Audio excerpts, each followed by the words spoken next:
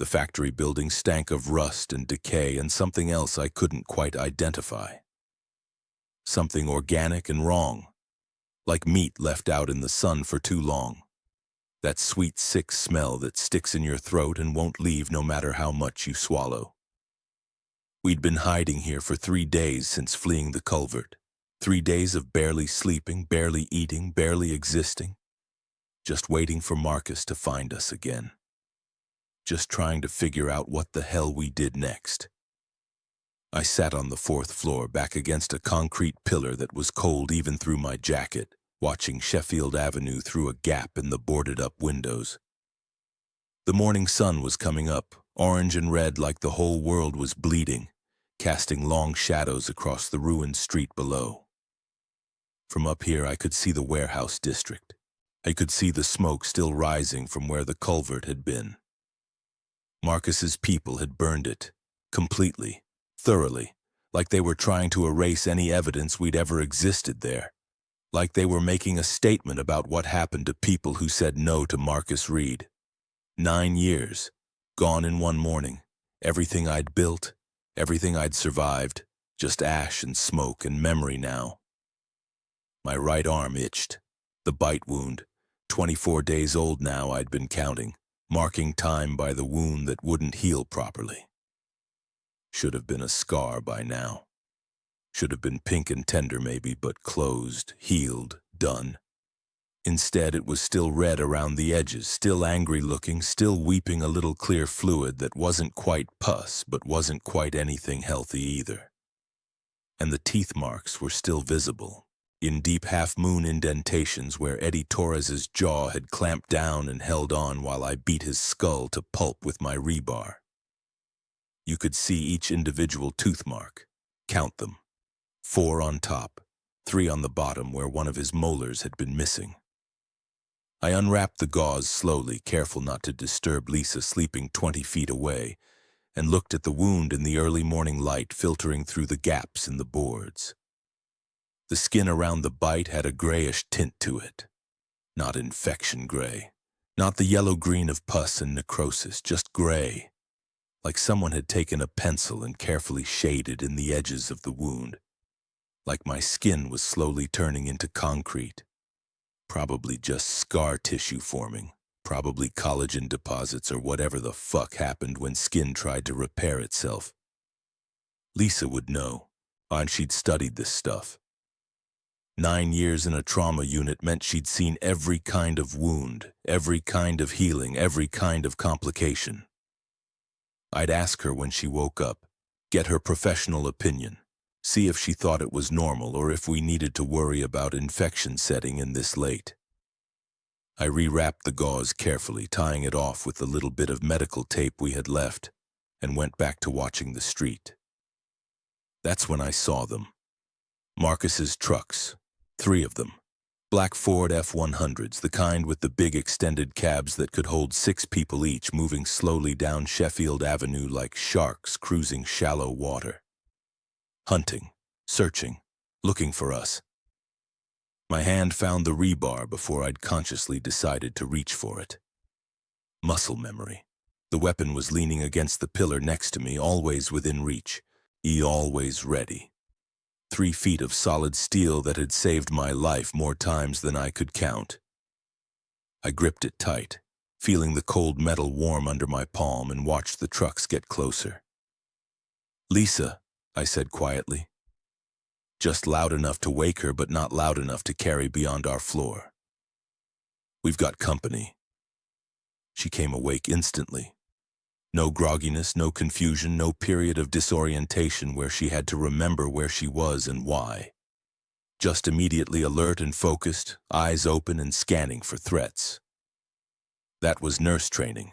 Years of being on call, years of waking up to code blues and trauma alerts, years of going from dead sleep to full function in the space of a heartbeat. It was one of the things that made her such a good survival partner. She could wake up ready to fight or run without needing 30 seconds to get her bearings. "How many?" she asked, already reaching for her crowbar and her pack. 3 trucks, maybe 12, 15 people total based on how many I saw last time. 2 blocks south and moving this way.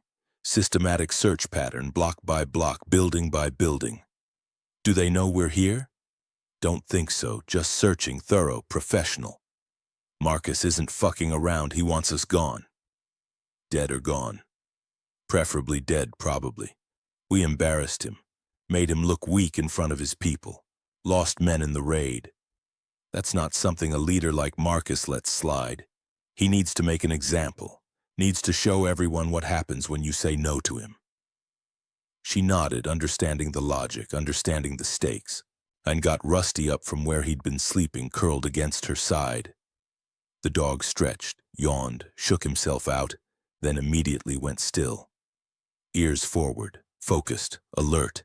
He could probably hear the trucks now. Better ears than we'd ever have. He looked at me, waiting for direction, waiting to be told what we were doing. North exit, I whispered. Same plan as before. Quiet, careful. We ghost out the back while they're clearing the front. We moved. Down the interior stairs that were rusted metal and creaked if you put your weight wrong. So we stayed on the edges near the walls where the structure was strongest, where the metal had less room to flex and sing. Took our time, slow and steady. No rushing. Rushing made noise, noise got you killed. The Marines had drilled that into me until it was instinct. But when moving through hostile territory, slow was smooth and smooth was fast and fast was how you stayed alive. We reached the ground floor and I could hear Marcus's people now. Voices outside, the distinctive sound of truck doors slamming, boots on pavement, someone calling out instructions. They were at the south entrance, maybe 30 seconds from coming inside, maybe less. We slipped out the north exit, through a door that had been rusted open years ago, into an alley that stank of old garbage and standing water and something that might have been a corpse once but was mostly just bones and clothing now. Moved fast once we were outside, putting distance between us and the factory, putting buildings and blocks between us and Marcus, using the ruins of Hammond to hide our retreat. Behind us, I heard shouts, and they'd found signs we'd been there. Found our gear marks on the floor, found the empty cans we'd eaten from, found the fresh scuff marks where we'd been moving around. But they hadn't found us. We were already gone. We ran for the rail yards, old freight depot that had been abandoned since the 90s when the steel mills shut down and took Hammond's economy with them. A maze of rusted train cars and overgrown tracks and crumbling loading docks.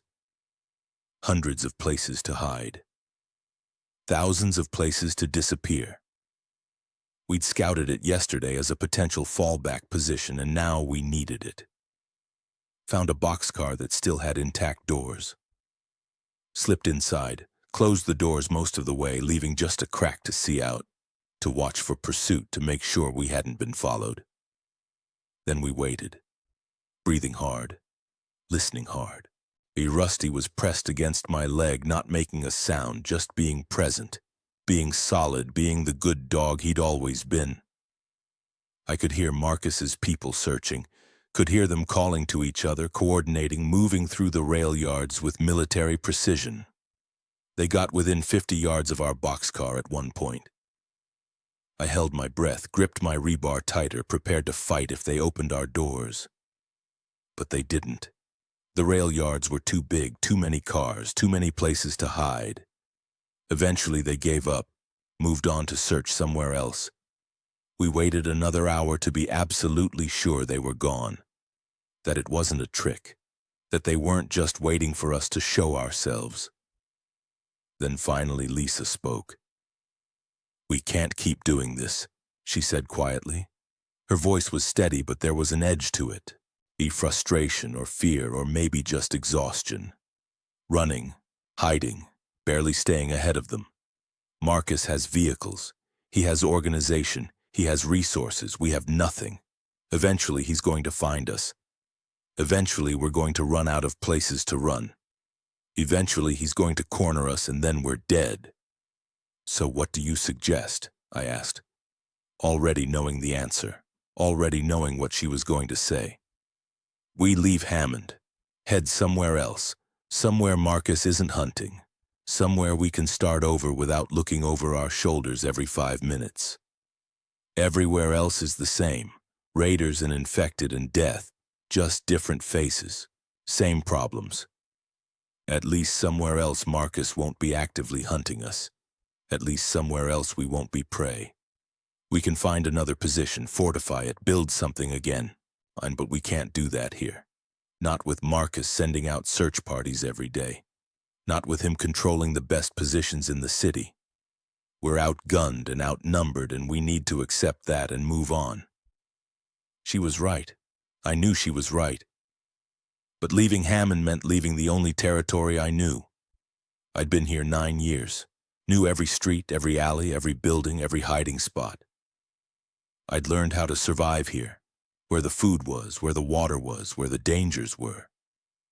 Starting over somewhere else meant being blind again. Meant learning new territory while being vulnerable. Meant all the risk of transition with no guarantee the new place would be any better. "Give me 3 days," I said. 3 days to scout Marcus's patterns, see if he's still actively searching or if he's moving on to other concerns. Even if he's still hunting us this hard after 3 days, we leave. If he's backed off, we find a new position here and start over. 3 days to make the decision properly instead of running while we're panicked. Lisa looked at me for a long moment. I could see her running the calculations, weighing the risks, trying to decide if 3 more days in Hammond was worth it, or if we should just cut our losses and run now while we still could. 3 days, she finally agreed. Then we decide. But if Marcus is still hunting, we leave immediately. No arguments, no delays. We pack up and we go and we don't look back. Deal? Deal. We settled into the boxcar for the rest of the day. Used it as a temporary base while we figured out our next move. It wasn't comfortable. The metal floor was hard and cold. The space was cramped. And there was no running water, no bathroom, no way to cook food safely without the smoke giving away our position. But it was shelter. It was hidden. It was defendable. And in the apocalypse, that was all you could ask for. Day 24 arrived with me going out alone to scout. Left Lisa and Rusty in the boxcar where they'd be safer, where 3 wouldn't draw attention the way 1 person could slip through the ruins like smoke. I'd been doing this for 9 years, moving through Hammond invisible, being the person nobody noticed, the homeless ghost who existed in the spaces between other people's awareness. It was a skill, one I'd perfected, one that kept me alive. I moved through the streets like I was part of the scenery. Slow, deliberate, never making eye contact with the infected that shambled past, and never moving fast enough to trigger their attention. Just another piece of the ruins, another bit of debris in a city that had collapsed. When you moved like that, when you committed to being nothing, most things just looked right through you. The city was changing. 3 weeks since the outbreak started and the infection was everywhere now. Hundreds of infected visible on every street. Thousands probably across the whole city. They wandered aimlessly through the ruins, following stimuli I couldn't always predict, responding to sounds or movements or smells I couldn't perceive. And they were starting to decompose. Bodies breaking down in the June heat, accelerated by the constant movement, by the damage they accumulated as they stumbled into walls and fell down stairs and dragged themselves through broken glass and rusted metal. Some had skin sloughing off their faces, hanging in gray strips, revealing the muscle and bone beneath. Others had lost fingers or toes or entire hands to rot and damage, stumps trailing black fluid as they walked. A few had maggots, writhing white masses in open wounds, nature's cleanup crew doing what they did best. The infected didn't seem to notice or care, just kept walking, just kept hunting. Just kept existing in their shambling, mindless way. I wondered how long they'd last, how long before decomposition rendered them immobile, how long before the apocalypse ate itself and left us with nothing but bones and silence. Weeks? Months? Hard to say. But eventually they'd fall apart. Eventually the threat would diminish. The question was whether we'd survive long enough to see it. I made it to the warehouse district by mid-morning, Marcus's base.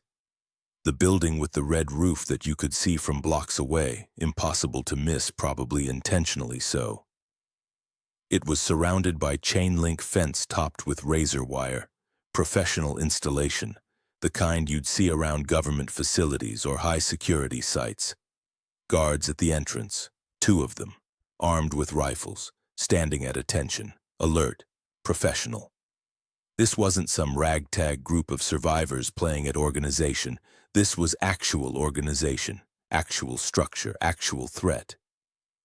I found a vantage point in an old office building 3 blocks away. 5th floor. Windows were broken out, but the structure was solid. Good sight lines. I could see the entire compound from here. Could watch without being seen.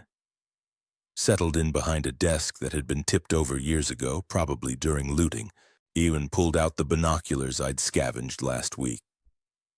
Spent the next 6 hours just watching, learning. The Marines had taught me patience, had taught me that intelligence gathering was 90% boredom and 10% critical information.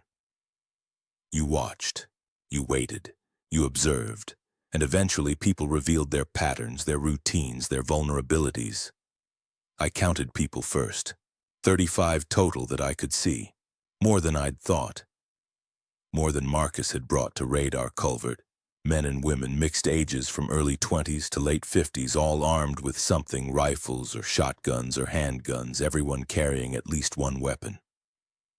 They moved with purpose, with direction, with the kind of efficiency that said they'd been organized for a while, had established routines, had figured out how to work together, and they were building something, not just surviving.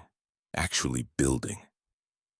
There were garden plots laid out in neat rows along the south side of the warehouse, plants growing, vegetables I could see even from this distance. Solar panels on the roof, new installations probably scavenged from surrounding buildings and set up to provide electricity. Water collection systems, rain barrels, and gutters funneled to central tanks. Long-term infrastructure. The kind of thing you built when you expected to stay somewhere, when you expected to last. Marcus was serious. He wasn't just raiding and taking what he wanted. He was creating something sustainable, something that would outlast the immediate crisis, something that looked almost like civilization rising from the ashes. I hated to admit it, but Lisa was right. We couldn't compete with this, and not as 2 people with nothing but the gear we could carry. Not against 35 people with vehicles and weapons and infrastructure. The math was simple and brutal. We were outgunned, outmanned, outresourced. We needed to leave or we needed to join them. And joining them meant submitting to Marcus, meant accepting his leadership, meant giving up the independence I'd fought 9 years to maintain. I was about to call it quits, pack up and head back to Lisa with my report when I saw something that made me freeze. A woman walked out of the warehouse. Dark hair pulled back in a ponytail. Lean build, the kind of fitness that came from manual labor, not gyms. Wearing a jacket that looked exactly like the one Lisa had been wearing for the past 3 weeks. Same color, same style, same patch on the shoulder. And she walked across the compound toward Marcus, who was standing near the garden plots directing some kind of work detail. They talked. I couldn't hear what they were saying from this distance, but I could see body language. Familiar, comfortable. Marcus said something and she laughed, reached out and patted him on the shoulder, the kind of casual, friendly gesture you'd use with someone you knew well, someone you trusted, someone you'd worked with before. Then she turned and walked back into the warehouse. I stared at the building for a long time after she disappeared, trying to process what I'd just seen, trying to make sense of it. That had been Lisa. Had to be. Same hair, same build, same jacket, same movements. I knew how Lisa moved, knew the way she carried herself, Knew the particular way she walked. He slightly favored her left side like she had an old injury there that never quite healed right. But Lisa was back at the boxcar. I'd left her there this morning. She'd been there when I left. There was no way she could have gotten here ahead of me, no way she could have infiltrated Marcus's compound, no way she could be here and there simultaneously. Unless she'd been with Marcus all along. Unless the last 3 weeks had been a con. Unless she'd been feeding him information, leading him to us, setting us up.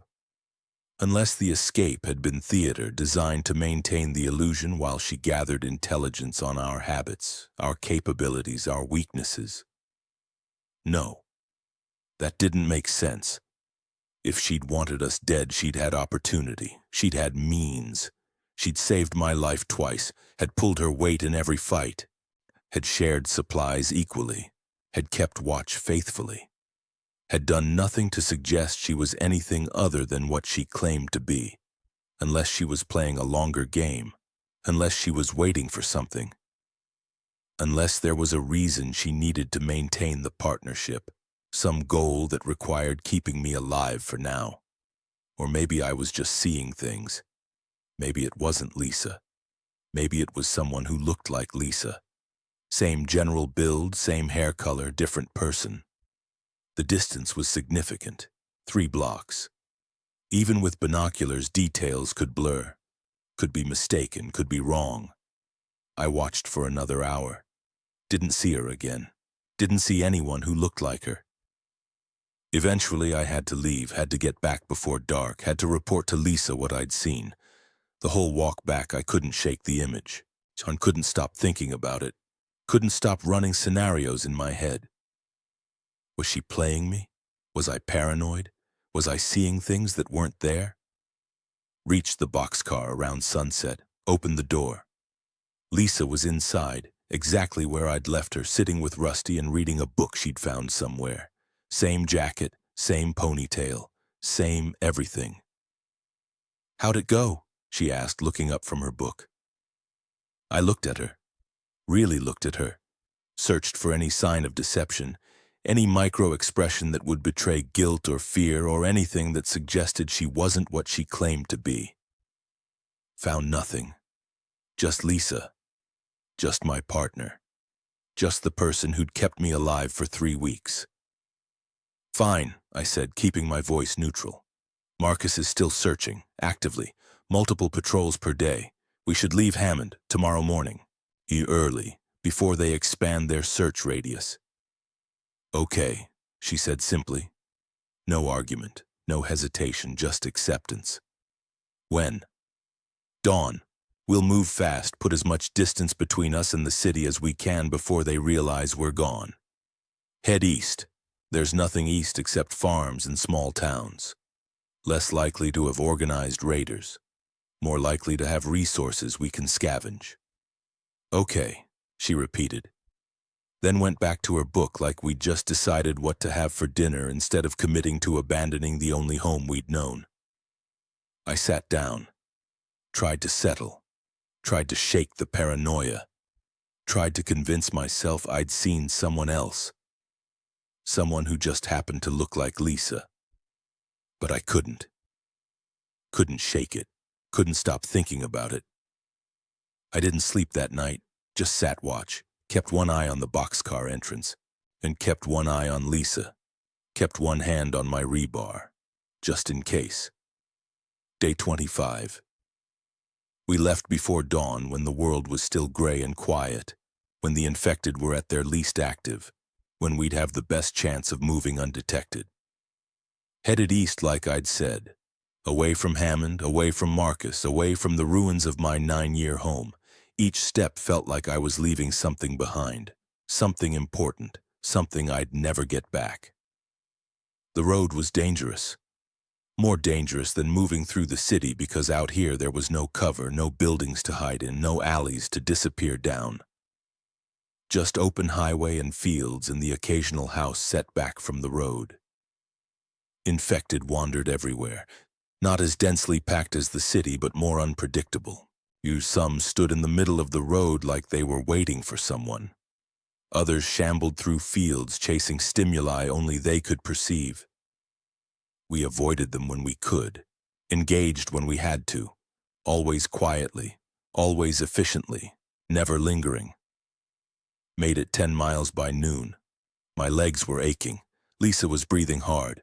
Rusty was panting in the heat. We needed rest, needed water, needed to get out of the sun before we collapsed from heat exhaustion. Found an old gas station, one of those standalone ones that had probably closed down years before the apocalypse, victim of chain competition and highway rerouting. Windows were already boarded up. Door was barricaded from the inside. Someone had been here before us, maybe survived for a while, maybe died here. No way to know. We broke in through a side window, cleared the interior. Found no one, found no bodies, just empty. Abandoned, but secure, defensible, good enough for a rest stop. We settled in the back office where there were no windows, where we couldn't be seen from the outside, where we'd hear anyone trying to get in before they reached us. Lisa pulled out our water bottles. We'd refilled them yesterday at a stream. Probably not safe. Probably contaminated with runoff or bacteria or worse. But we'd been drinking it for 2 days and neither of us had gotten sick yet, so it was probably fine. Probably. I took a long drink, feeling the lukewarm water wash the dust and exhaustion from my throat, and that's when Lisa unwrapped my bite wound to check it. "It's not healing right," she said after examining it for a full minute, her fingers gentle but clinical as she probed the edges, checking for infection, for necrosis, for anything that would require intervention. "What do you mean?" I asked, though I could see what she meant. Could see that after 24 days it should be further along, should be closed, should be scarring, should be done. "I mean it should be mostly healed by now, 3.5 weeks. Normal wound healing follows a pattern, inflammation for a few days, proliferation for a week or two, remodeling for months. You should be deep into proliferation by now. New tissue forming, wound closing. But you're not. You're still in inflammation, still red, still weeping fluid. And these edges..." She touched the grayish skin around the bite. Her fingers were warm against my arm, clinical, professional. "This isn't normal scar tissue, this is something else." "What is it?" "I don't know. Could be localized tissue death, a necrosis starting to set in. Could be a foreign body reaction if there's something still in the wound, bacteria or dirt or bone fragments. Could be your body's immune system doing something unusual in response to the bite. I don't have a microscope, don't have lab work, can't tell you definitively. I can only tell you it's not healing the way it should. What should we do? Keep it clean. Keep it wrapped. Monitor for systemic infection. If you develop fever, chills, rapid heartbeat, confusion, we'll have to do something more aggressive. Debridement, maybe. Cut out the dead tissue. Hope that jumpstarts healing. But for now, we just watch it." "Okay." She rewrapped it with fresh gauze from our depleting medical kit. Then she sat back, looking at me with those concerned eyes that always seemed to see more than I wanted to show. "How do you feel otherwise?" she asked. "Beyond the wound." "Fine. No fever?" "No." "Chills? Dizziness? Nausea?" "No, I feel fine, just tired." "When's the last time you slept, really slept?" "Last night." "You didn't sleep last night. You sat watch for 12 hours straight. I could hear you moving around." "I dozed." "Dozing isn't sleeping. You need real sleep. REM sleep. The kind where your brain processes trauma and consolidates memories and repairs itself. Without that, you're going to break down. You're already showing signs, the nightmares, the hypervigilance, the paranoia. Those are all symptoms of sleep deprivation combined with PTSD. If you don't sleep soon, really sleep, you're going to have a complete breakdown." "I'm fine." "You're not fine, David, and saying you're fine doesn't make it true. I'm trying to help you. Let me help you." I wanted to tell her about what I'd seen. About the woman at Marcus's compound who looked exactly like her. About the suspicion that had been eating at me since yesterday. About the way I couldn't trust anything anymore, not even my partner, not even my own perceptions. But I didn't.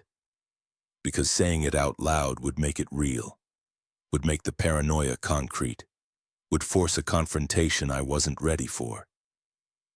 "I'll try to sleep tonight," I said instead. "Promise."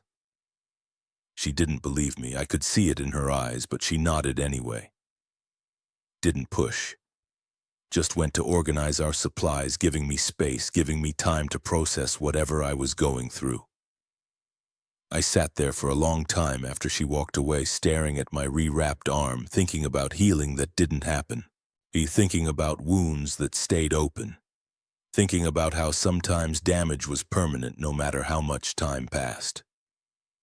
We rested at the gas station for 2 hours, then kept moving, made another 8 miles before dark. Found an abandoned house on the outskirts of a small town, suburban development, 2 stories, intact, defensible enough. We broke in through a back window, cleared the first floor, found no infected, no bodies, no signs of recent habitation. Just a normal house frozen in time. Breakfast dishes still in the sink, laundry still in the basket, TV remote on the coffee table. Like the family had just stepped out for a few minutes and would be back any moment. We secured the house, boarded the downstairs windows, barricaded the doors, set up defensive positions, same routine as always. Then we did watch rotation. Lisa took first shift. I was supposed to sleep.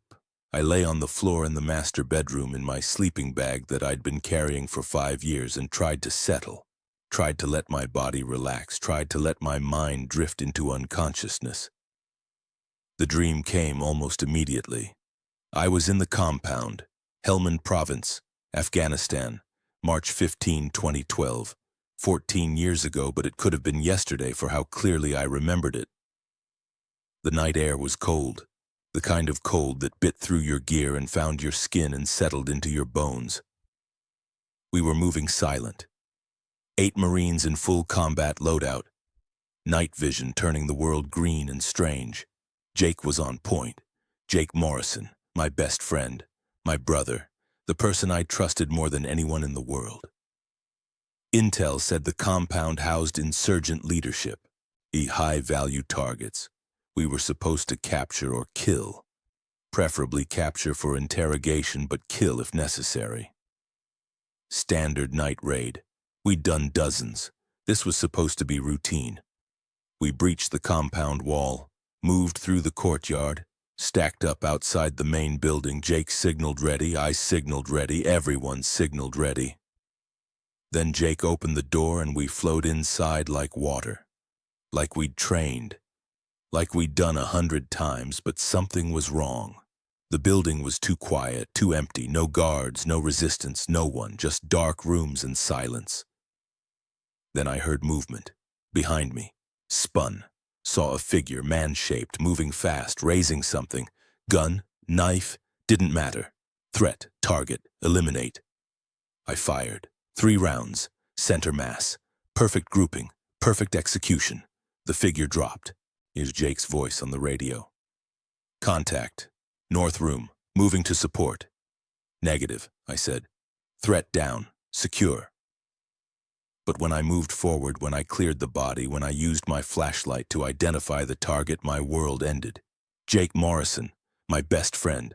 3 bullet holes in his chest, blood spreading. Eyes wide with shock and pain, and something else. Something that looked like betrayal. "David," he said. His voice was weak, wet, drowning. "Why?" I thought, "You killed me," he said. Then his eyes went blank and he stopped breathing. But in the dream, like always, Jake didn't stay dead. He sat up, gray skin, white eyes, looked at me with those clouded eyes that didn't see but somehow saw everything. "You killed me, David," he said. His voice was the same but different, hollow, empty, dead. "I know," I said. "I'm sorry, I'm so fucking sorry." You let Maria die too. Maria? Then there was another figure. Woman. Pregnant. I recognized her. Maria Lopez, one of the Marines in my squad. 7 months pregnant when we deployed. She shouldn't have been there, should have been stateside. But she'd volunteered. Said she wanted to serve. Said pregnancy wouldn't stop her. She'd died in the compound too. I hadn't killed her. But I hadn't saved her either. She'd taken a bullet from an actual insurgent. Bled out before we could medevac. Lost the baby too. 2 lives for 1 bullet. You killed my baby, Maria said. Her voice was flat, accusatory, true. I tried to save you. You chose wrong. You fired wrong. You let me die. Then there were more figures. Eddie Torres, the infected who'd bitten me, the first night, and the one whose skull I'd beaten to pulp. You killed me too, Eddie said. You were already dead. Was I? Or did you just decide I was? Did you even check? Did you even try to help? Or did you just kill because that's what you do? More figures appeared, dozens, hundreds, all gray-skinned, all white-eyed, all accusing. You killed us all, they said in unison. One voice, many mouths. You're patient zero. The outbreak started with you. Your guilt, your virus, your death spreading to us, 1 million dead, and it's all your fault. No, I said, that's not... I didn't... Yes, Jake said, stepping forward from the crowd. You did. Project Nightfall. 2014, you remember the VA program, the experimental PTSD treatment.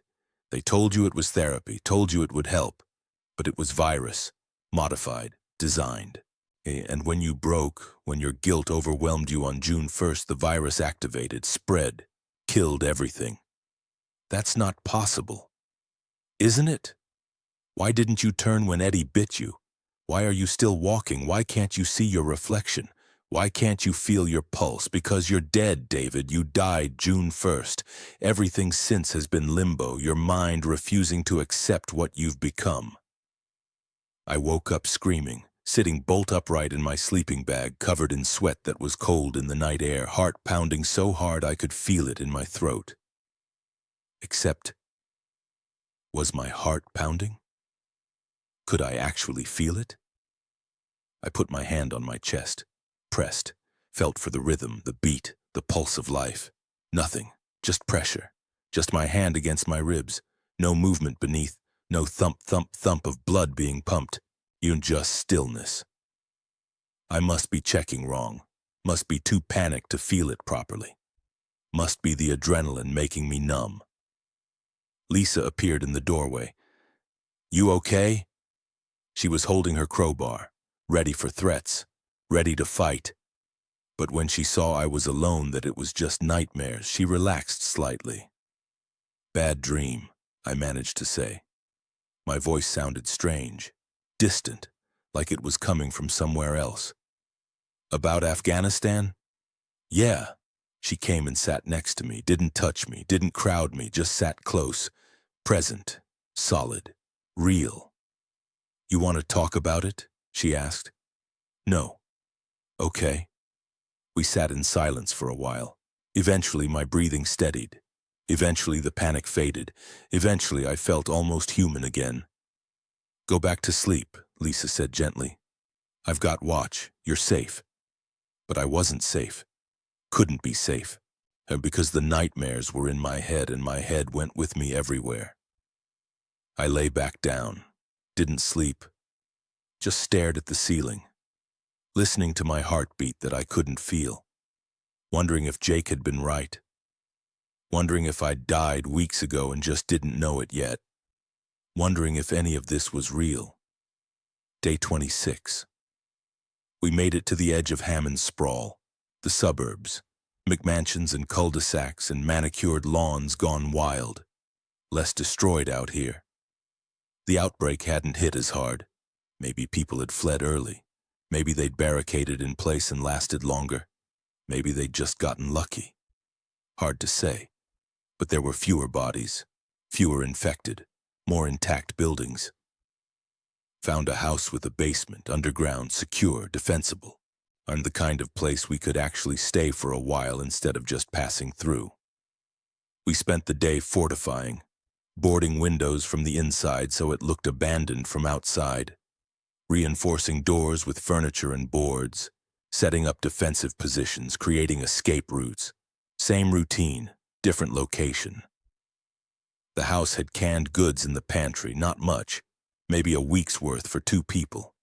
But it was something, was more than we'd had. We'd been eating our emergency supplies down to nothing. This gave us breathing room, time to plan instead of just react. That night I took first watch. Sat in the living room on a chair I'd dragged to the window. Watched the street through a crack in the boards where I could see but couldn't be seen. The sun was setting, orange and red, always red now, like the world was bleeding, and that's when I noticed something strange. The infected on the street were moving in patterns, not random wandering, not stimulus response, patterns, specific routes, repeated, precise. I watched one infected male, maybe 40, business casual, shamble from the corner mailbox to the dead tree in the yard across the street to the overturned trash can to the corner mailbox. Exact route, exact timing, then repeat, again, again, again, like he was walking a patrol route, like he had a purpose, like he was following orders.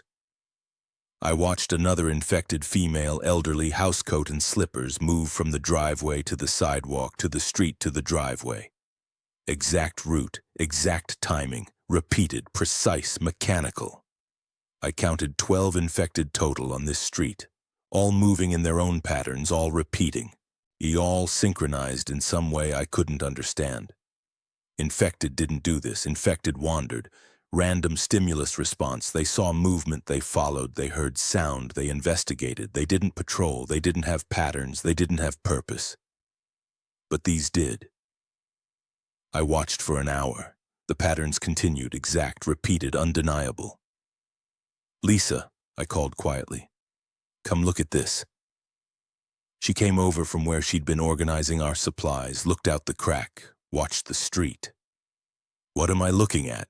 she asked after a minute. "The infected. They're patrolling. Watch their movement. They're following specific routes. Repeated patterns. See?" She watched for 5 minutes, then looked at me with those concerned eyes. Those eyes that said she was seeing something I wasn't, or not seeing something I was. David, they're just wandering, random movement. There's no pattern. They're walking around aimlessly like infected always do. "No, look, that one. The man in the suit. He goes from the mailbox to the tree to the trash can to the mailbox every time, same route. Watch." She watched. "He's just wandering in a general area. Sometimes he goes toward the mailbox, sometimes toward the tree. It's not a pattern, it's just random movement within his territorial range." "You don't see it, the pattern?" "There is no pattern, David. They're just shambling around." I watched more carefully. Tried to see what she was seeing, tried to see randomness instead of pattern, but I couldn't. The pattern was clear, obvious, precise, mathematical. How could she not see it? Unless I was seeing things that weren't there, and unless my mind was creating patterns in chaos. Unless the exhaustion and stress had finally broken something in my perception. Unless I was losing it. "You're right," I said, forcing my voice to stay calm. "Just wandering. I'm seeing things. Need more sleep." "You need a lot more sleep," Lisa said. Not unkindly, just matter of fact. "You're running on empty, David. You're hallucinating. You're seeing patterns that don't exist. Your brain is creating structure where there isn't any because that's what happens when you're sleep-deprived and traumatized and pushing yourself past human limits. You need rest. Real rest. I'm taking your watch shift tonight. You're sleeping for 12 hours minimum. That's an order from your medic." "Lisa, no arguments. You sleep or I physically restrain you and force you to sleep. In your choice."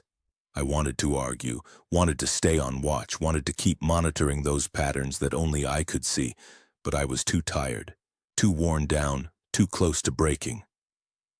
"Okay," I said. 12 hours. Wake me if anything happens." "I will." I went to the basement, lay down in my sleeping bag on the concrete floor that was cold even through the insulation. Closed my eyes, tried to sleep. The dreams came immediately, worse than before.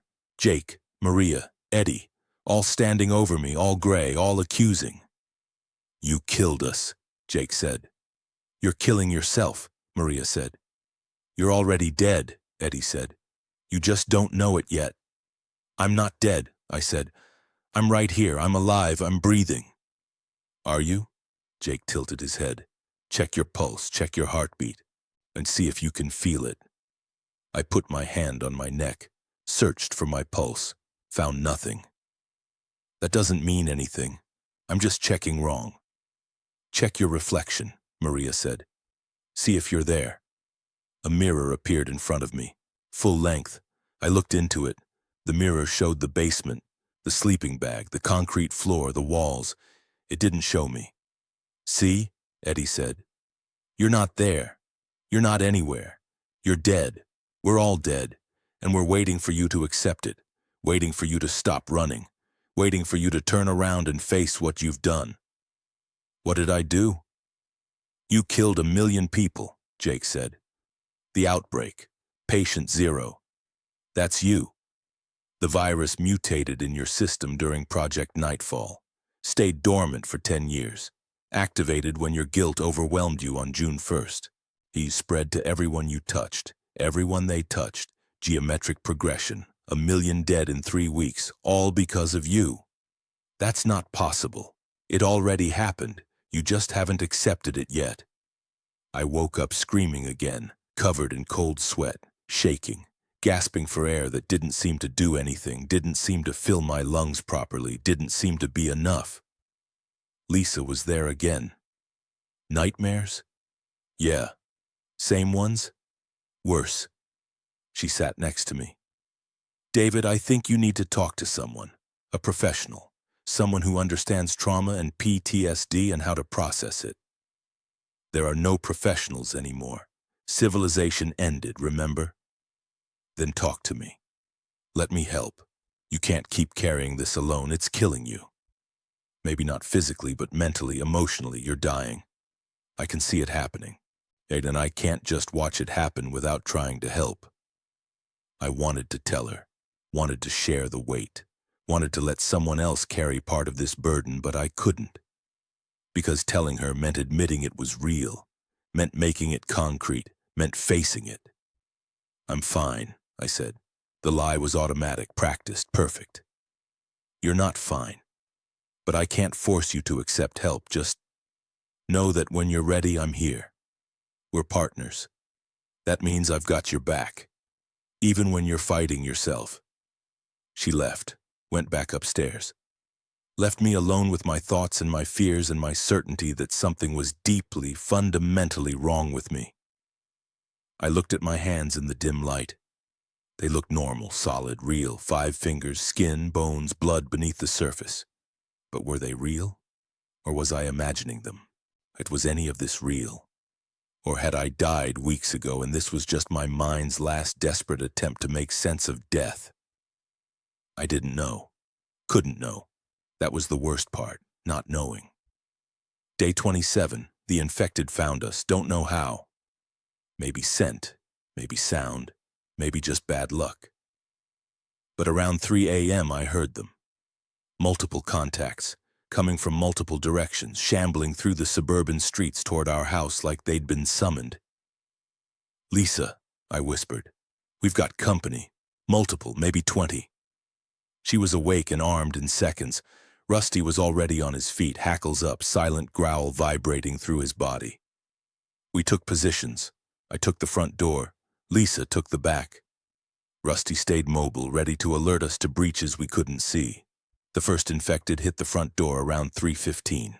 Male, 40s, polo shirt and khakis. Suburban dad who'd probably coached Little League once. He pounded on the door with dead fists. No strategy, no tactics, just mindless assault. The door held. We'd reinforced it yesterday, furniture barricade, 2x4s across the frame. It would hold, for a while. More infected joined him. 5, 10, 15, all pounding, all pushing. The door started to creak, started to bow inward, wood splintering, hinges groaning. "David!" Lisa called from the kitchen. "Back door's under assault too, maybe 8 of them. It's going to breach." "Hold position. Let them breach, kill them in the doorway, choke point, one at a time." "Copy." The front door gave way around 3:30. The barricade held, but the door itself split. Infected poured through the gap. Single file. Perfect. I let the first one through completely. Let him clear the doorway. Then I swung. Rebar connected with skull. Clean hit. He dropped. Didn't get up.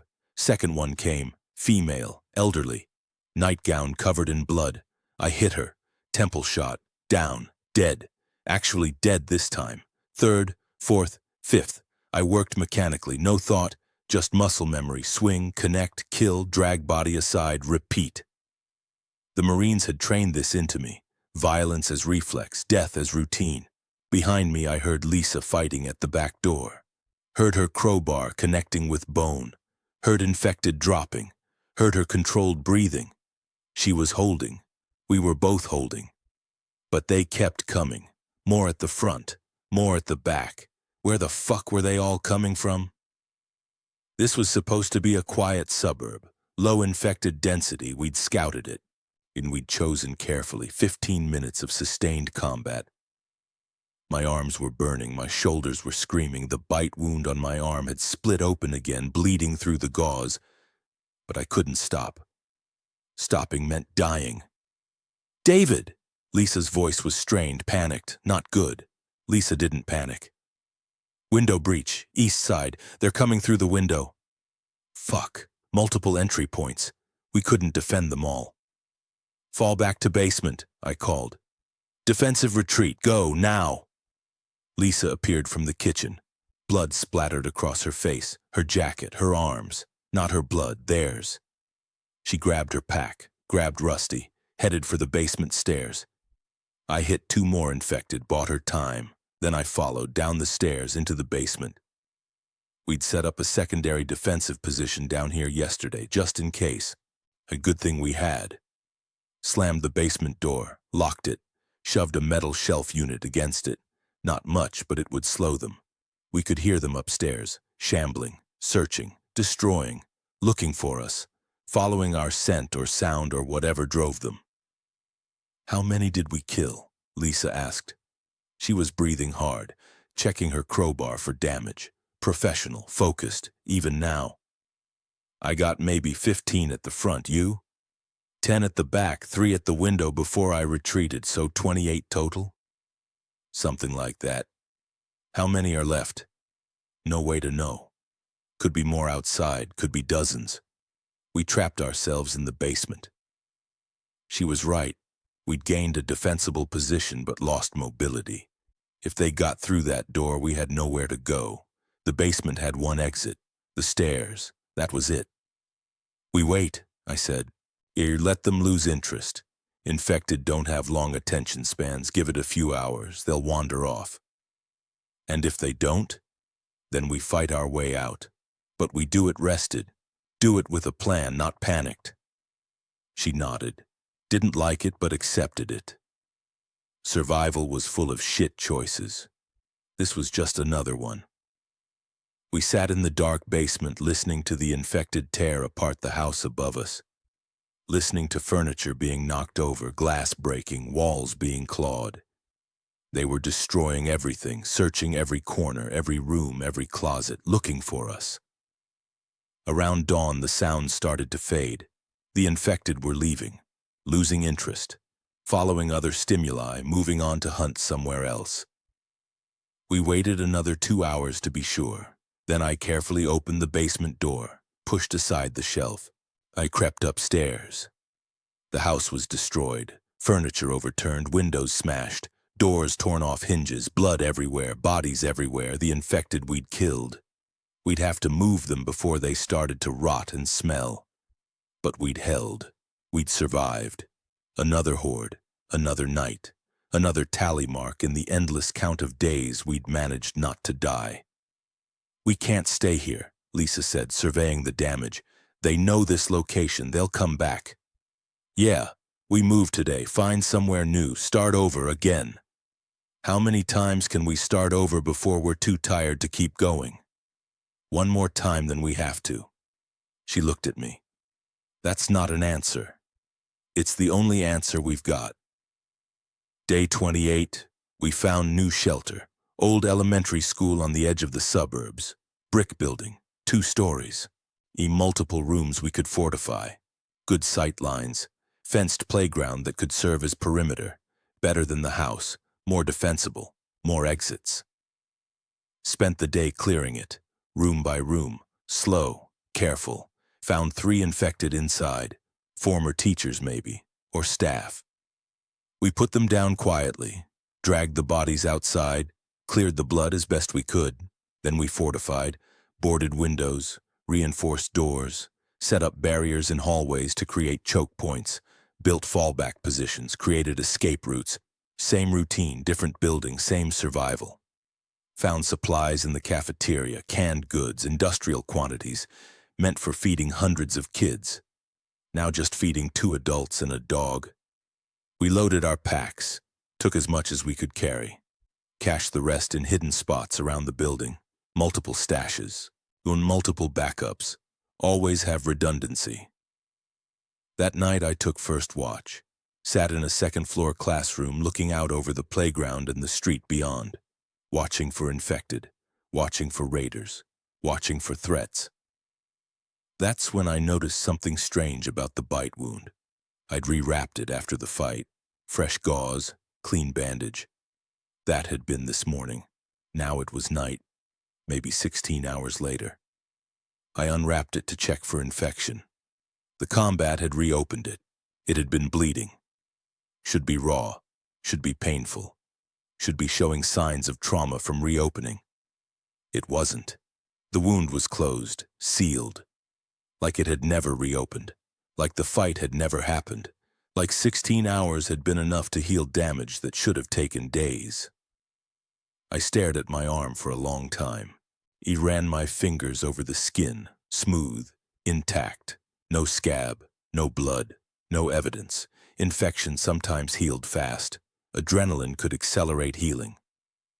Stress hormones could do strange things to the body. That was all this was. Just unusual but explainable healing. I rewrapped it. Didn't tell Lisa. Didn't want her to worry. Didn't want to have another conversation about my declining mental health and the hallucinations and the breakdown. I was fine. This was fine. Everything was fine. I just needed to keep telling myself that until it was true. Day 29. We did a scavenging run. Needed medical supplies, needed ammunition if we could find any. Needed anything that would help us survive the next week, the next month, the next winter that was coming in 4 months and would kill us if we weren't prepared. He found a sporting goods store 3 blocks from the school. Not fully looted. The gun section was empty, obviously. Everyone had taken the guns first day, but the camping section still had supplies, sleeping bags, tents, water filters, fire starters, cold weather gear. Everything we'd need to survive winter if we couldn't find permanent heated shelter. We loaded our packs, took everything useful. We're leaving when we heard voices, human voices, not infected, not hallucinations, real people, other survivors. Lisa and I exchanged looks, went still, listened. 2 people, male voices, young, 20s maybe, moving through the store, talking loud, not worried about attracting infected, either stupid or well-armed, maybe both. "Check the back," one said. "Might be canned food in the stockroom." "Why bother? Marcus has food. And we're just supposed to scout for survivors, find people, bring them back." Marcus. Fuck. These were Marcus's people, scouts, looking for refugees to recruit or eliminate. "You see those bodies outside?" the first voice said. "Someone's been here recent, killed infected, professional kills, headshots, efficient. That's training. Marcus wants people with training. So we find them and what? Ask nice? They'll just come with us? If they're smart, they will. If they're not, we make them. Marcus said anyone who won't join dies. Can't have people running around independent, can't have them building rival groups. You're with us or you're against us, simple. They were getting closer, moving toward the camping section, toward us. Lisa and I moved silently, slipped behind a shelf display, hid, waited, barely breathing. And the scouts passed within 10 feet of us, didn't see us, kept talking, kept moving. Cleared the camping section, decided it had been looted already, moved on to sporting equipment.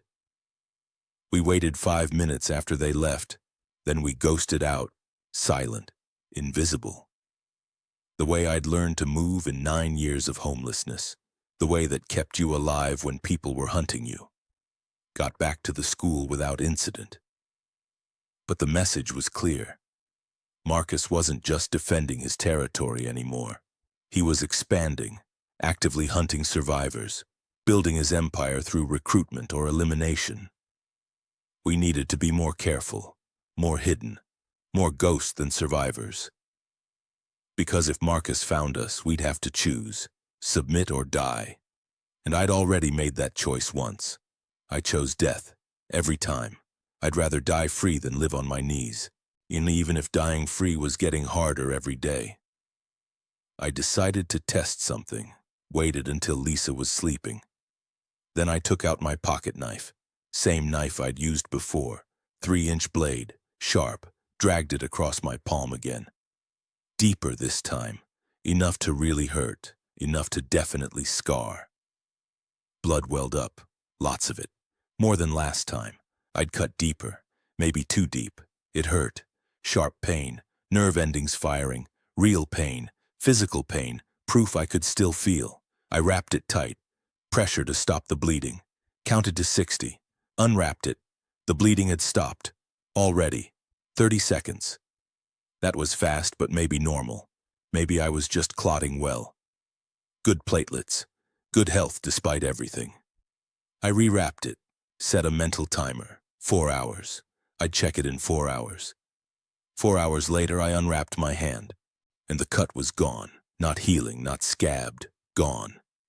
Smooth skin, no mark, no scar, no evidence I'd ever cut myself. I sat there staring at my palm for a long time, trying to logic it out, trying to find a rational explanation. There wasn't one. Wounds didn't heal in 4 hours. That wasn't biology, that wasn't medicine, that wasn't human, unless I'd imagined the cut, unless I'd hallucinated the entire thing. Unless none of it had been real and I was so far gone I couldn't tell actual events from imagined ones anymore. That was the only explanation that made sense. I was hallucinating, creating false memories. My grip on reality was deteriorating faster than I'd thought. I needed help, professional help. Medication that actually worked, treatment I couldn't get in the apocalypse. But I couldn't tell Lisa. I couldn't admit how bad it had gotten. Because if I did, she'd know I was a liability. Know I was dangerous. Know I might hurt her without meaning to because I couldn't tell what was real. She'd leave. She should leave. It was the smart move. Partner with a crazy person was partner with death. But I couldn't let her leave. Because alone I'd die. Simple as that. I needed her skills, her competence, her stability. So I'd hide it. Hide how bad the breakdown was getting. Hide the hallucinations, hide the impossible healing. Hide everything until I couldn't hide anymore. And hope that by then we'd found somewhere safe enough that she wouldn't need me and could leave without guilt. That was the plan, shit plan. But the only one I had. Waited until Lisa was upstairs doing inventory. Then I took out my pocket knife, small folding blade, in 3 inches, sharp enough, dragged it across my palm, slow, deliberate, just enough pressure to break skin. Blood welled up immediately, red, normal, human blood. It hurt, sharp sting, pain receptors firing, nerves working. I watched the blood, timed it, counted heartbeats I couldn't feel. Clotting started around 2 minutes. Normal. The blood thickened, stopped flowing, scabbed over. Basic biology doing what it was designed to do. I wrapped it with gauze from our med kit. Waited. That night after my watch shift, after 12 hours had passed, I unwrapped the bandage. The cut was gone. Not healed, not healing. Gone, like it had never existed. Smooth skin, no scar, no mark, no evidence I'd ever cut myself. I stared at my palm for a long time, turning my hand in the dim light, looking for any sign of the wound. But there was nothing, just normal skin. Just 5 fingers and a palm and lifelines that supposedly told your future but had never mentioned you'd die and not notice. This wasn't possible. Wounds didn't heal in 12 hours, not without advanced medical intervention, not without magic, not without something being fundamentally wrong with reality or me or both. I thought about telling Lisa, about showing her, about demanding an explanation, but I didn't. Because I was afraid of what she'd say, afraid she'd confirm my worst fear that I was crazy, that none of this was real, that I was having a psychotic break so complete that I was inventing entire scenarios, creating false evidence, building a delusion I couldn't escape. Or I was afraid she'd see the cut, see that it was real, see that it had healed impossibly fast. And then what? And then we'd both know something was wrong, something beyond PTSD. Something beyond stress, something impossible. I rewrapped my hand with the unused gauze. Told Lisa the next morning I'd cut it accidentally while opening a can.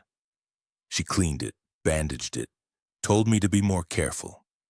Didn't question why there was no wound beneath the bandage. Either she didn't notice or she didn't want to notice, or maybe there was a wound and I was just hallucinating its absence. Nothing was reliable anymore. Not my perceptions, not my memories, not my body, nothing. Day 28 brought new symptoms. I woke up feeling disconnected, like I was floating an inch above my body, like I was watching myself from a slight distance, like I was a passenger in my own skull. Went through my morning routine: get up, check perimeter, report to Lisa, eat breakfast, start the day's tasks. All mechanical, all automatic, all feeling like I was watching someone else do it while I floated nearby. I checked my pulse, same as every morning, fingers on neck, fingers on wrist, pressed hard, searched for the rhythm, nothing, just pressure. Just my fingers against skin, no pulse, no heartbeat, no proof of life. "Lisa," I said. Heard my voice from far away, distant, strange. "I can't find my pulse." She came over immediately, put her fingers on my neck. Clinical, professional, searching. "It's there," she said after a moment. 72 beats per minute, slightly elevated but normal for someone under stress. "Right here. Feel?" She moved my fingers to the spot. Pressed. I felt pressure, but no pulse, no rhythm. Nothing that said my heart was beating. "Yeah," I lied. I feel it." She looked at me. Those eyes again, concerned, sad, knowing. "David, you need to rest, really rest. You're showing signs of severe dissociation, depersonalization. Your brain is disconnecting from your body as a protective mechanism because the stress is overwhelming. This is a crisis point. If you don't rest now, if you don't take care of yourself, you're going to have a complete break, and I might not be able to bring you back from that. I feel fine.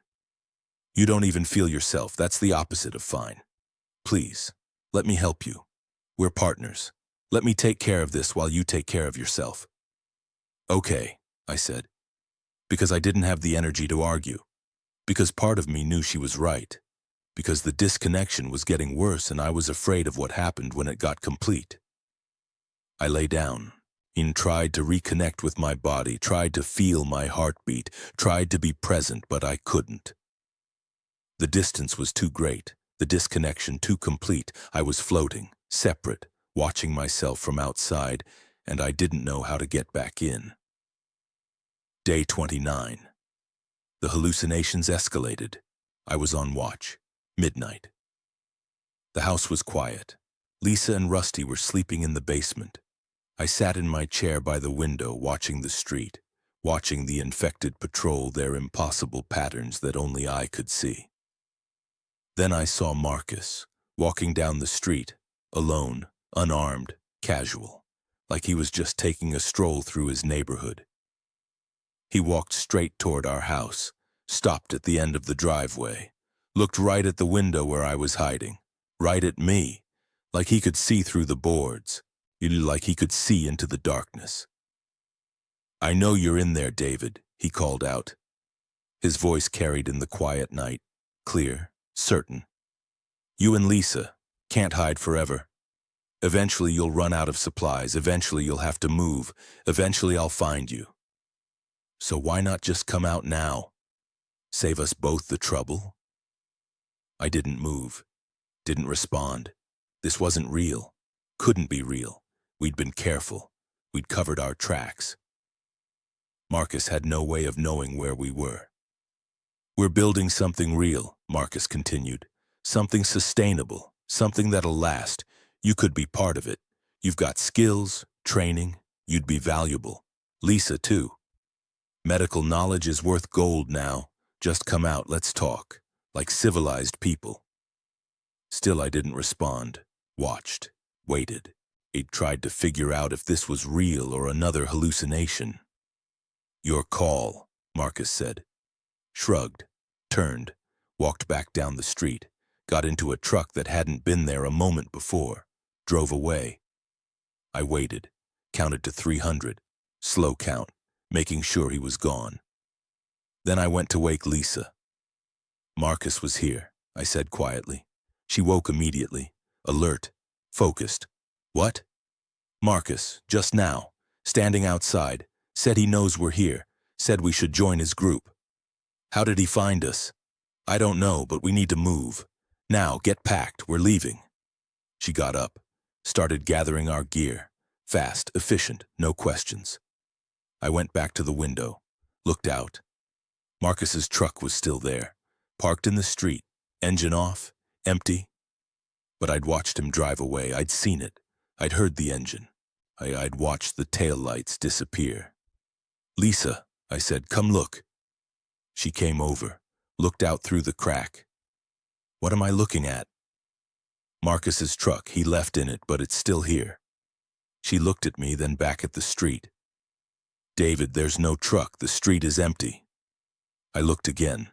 The truck was there, clear, obvious, solid, real. "You don't see it right there? Black F-150 right in front of the house." "There's nothing there, the street is empty, no trucks, no cars, no Marcus, nothing." I stared harder. The truck was real.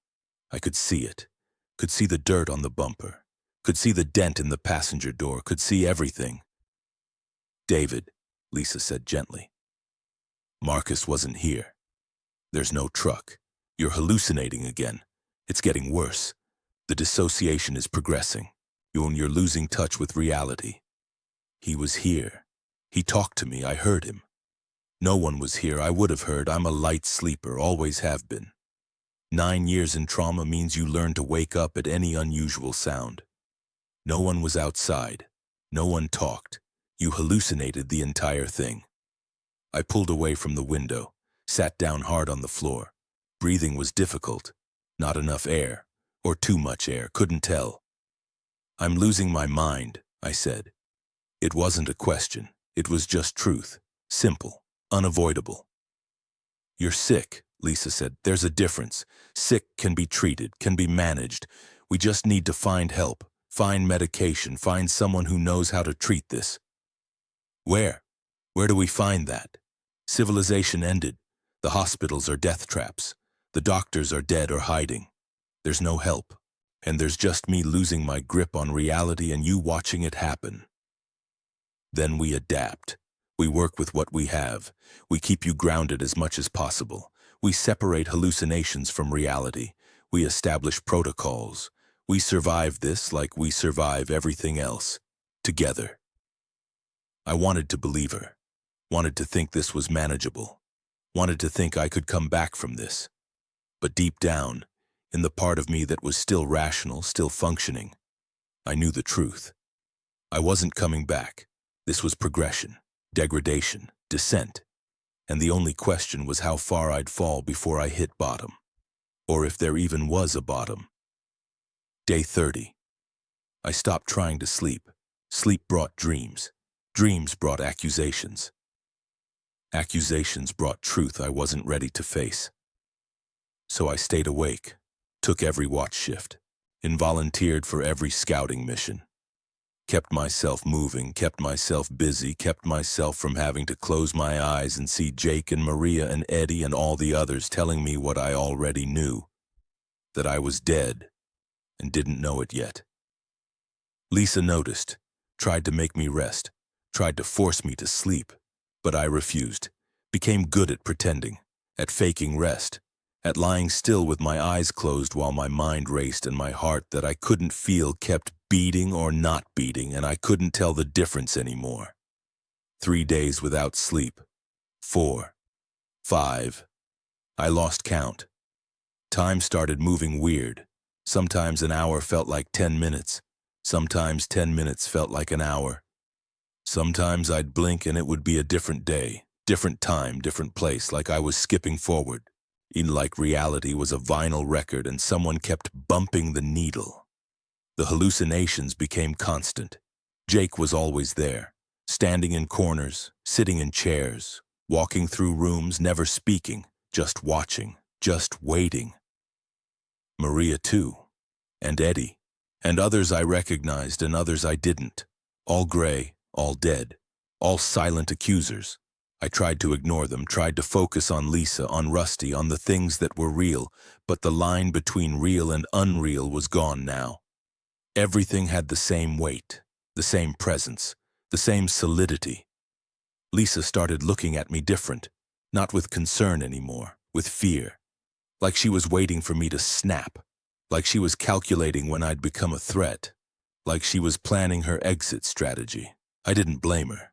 If I were her, I'd be planning the same thing. Our day 33. I was checking an abandoned pharmacy, looking for medication, antipsychotics, mood stabilizers, anything that might help whatever was happening to me. Found a bottle, risperidone, for treating schizophrenia, for stopping hallucinations, for making reality solid again. Took it, pocketed it, didn't tell Lisa. Didn't want her to know I was acknowledging I might actually be crazy. Started taking them that night. 2 pills. Dry swallowed. Bitter. Chalky. Waited. Nothing happened.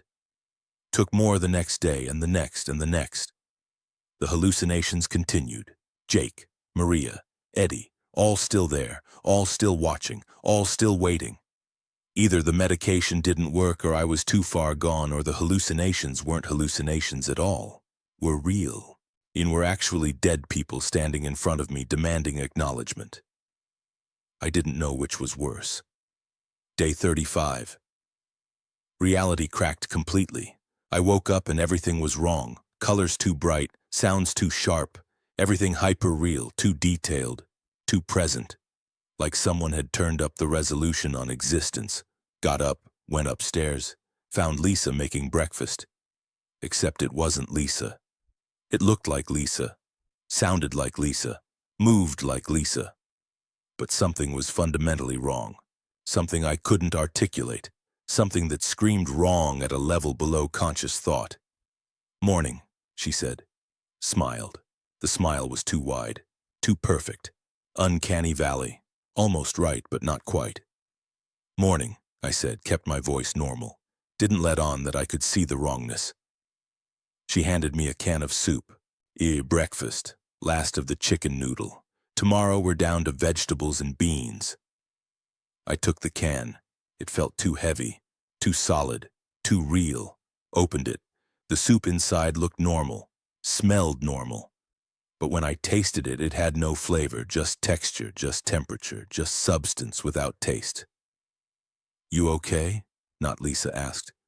"You look pale." "Fine, just tired." "You're always tired. When's the last time you actually slept?" "Last night." "You didn't sleep last night. You sat up in the living room all night. I checked on you 3 times. You were just staring at the wall." "Must have dozed." "David." She put her hand on my arm.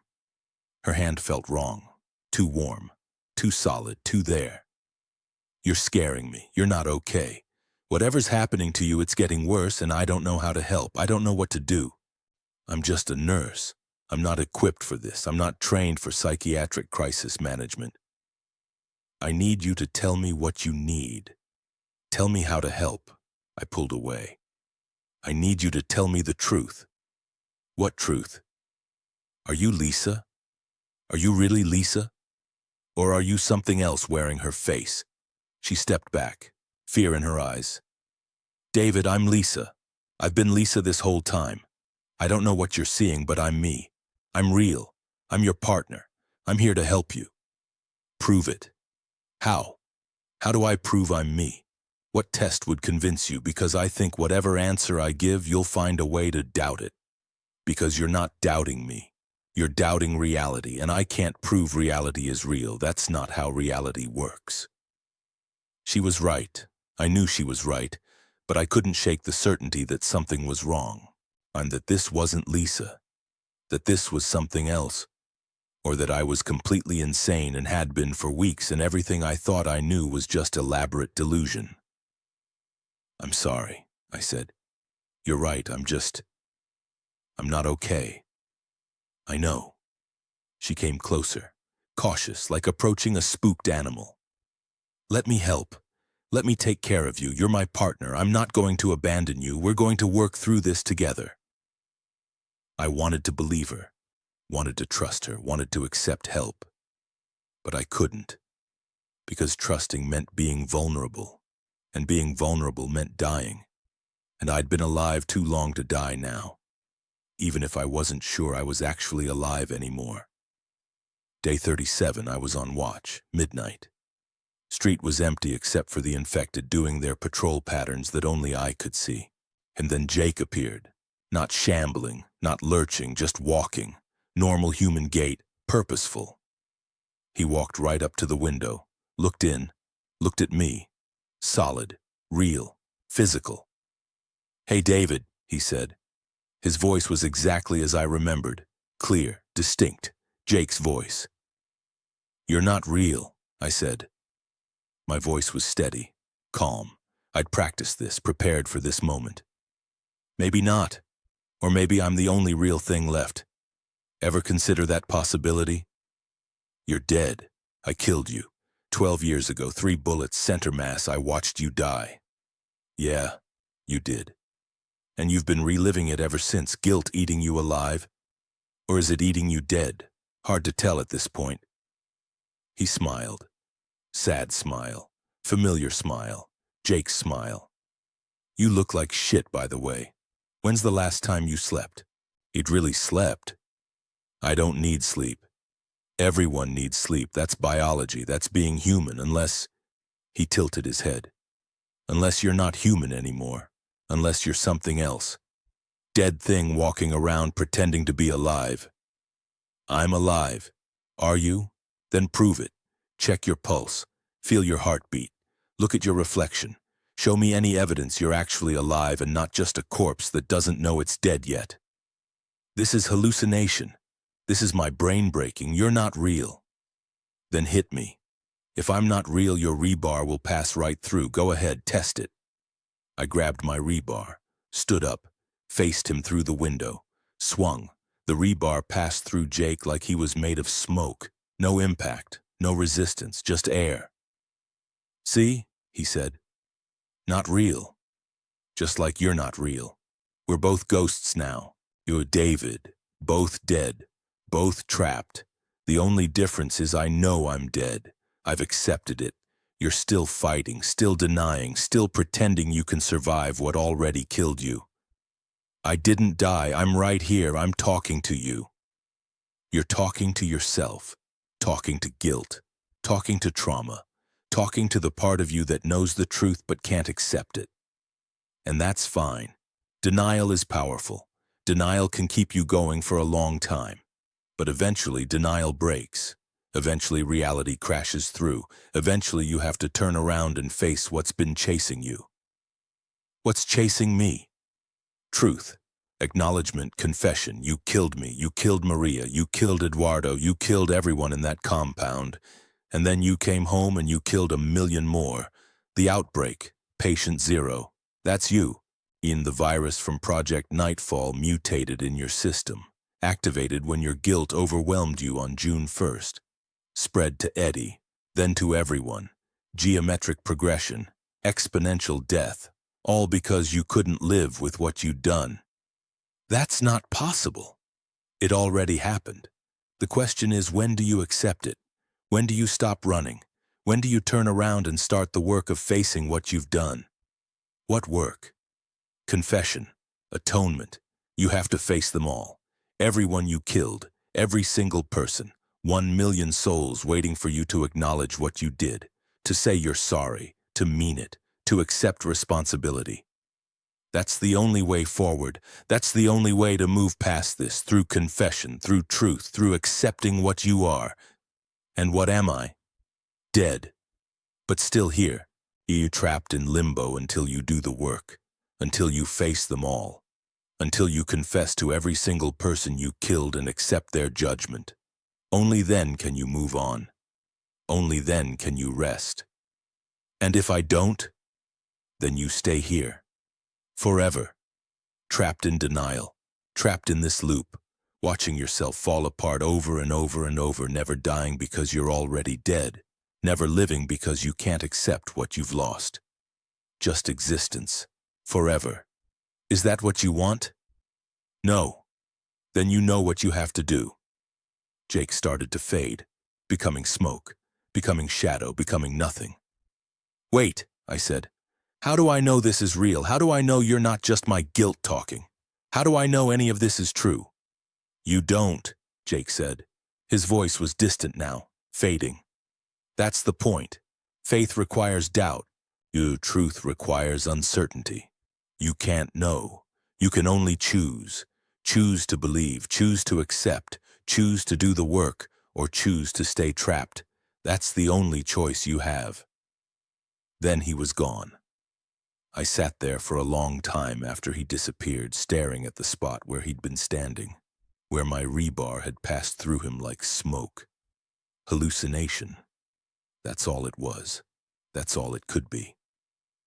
My brain was breaking under the stress, the sleep deprivation, the PTSD, the constant fear, the loss of my home, the paranoia, all of it combining into a perfect storm of psychological breakdown, creating elaborate delusions, creating Jake, creating conversations, creating explanations for things that didn't need supernatural answers. The bite that wouldn't heal? Infection, slow healing from malnutrition and stress. And the pulse I couldn't find? Checking wrong, anxiety making it hard to locate. The reflection that didn't exist? Dirty mirror? Bad angle? I'd probably just not looked properly. The cut that disappeared? I'd probably imagined the severity, memory playing tricks. All of it explainable, all of it rational, all of it within the bounds of normal psychological breakdown under extreme stress. I wasn't dead. I was sick. Big difference. Sick could be treated. Dead was permanent. And Jake's story was insane.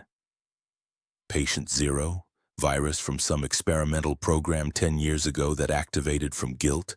1 million dead because of me? That wasn't how viruses worked. That wasn't how anything worked. That was just my guilt creating a narrative, creating blame, creating a reason for all of this. But the reason was simple. Nature. Evolution. Some virus jumped species, some monkey or bat or pig. Standard zoonotic transmission. Happened all the time throughout history. Plague, smallpox, HIV, Ebola. This was just another one. Nothing to do with me. Nothing to do with Project Nightfall or Afghanistan or guilt. I was having a breakdown, a severe one. But I was alive, still breathing, still thinking, still here. I just needed to hold on, needed to push through this crisis, needed to find medication that actually worked, needed to rest properly, needed to let my brain heal, that was all. Nothing supernatural. Nothing impossible, just illness, just human fragility, just the cost of surviving too long under too much stress. I stood up, grabbed my rebar, went back to watch.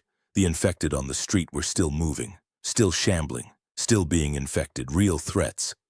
real dangers, things I needed to focus on instead of hallucinations and guilt and dead friends telling me I was dead too. Survival. That was the job. That was always the job. Survive one more day, keep Lisa safe, keep Rusty safe, keep moving forward until we found somewhere permanent. Somewhere we could stop running. Somewhere we could actually rest. The hallucinations would fade eventually, the breakdown would end. I just had to outlast it. Outlast the stress, outlast the guilt, outlast everything trying to kill me from outside and inside. I'd been doing it for 9 years. I could do it for 9 more if I had to. I wasn't dead. I wasn't patient zero.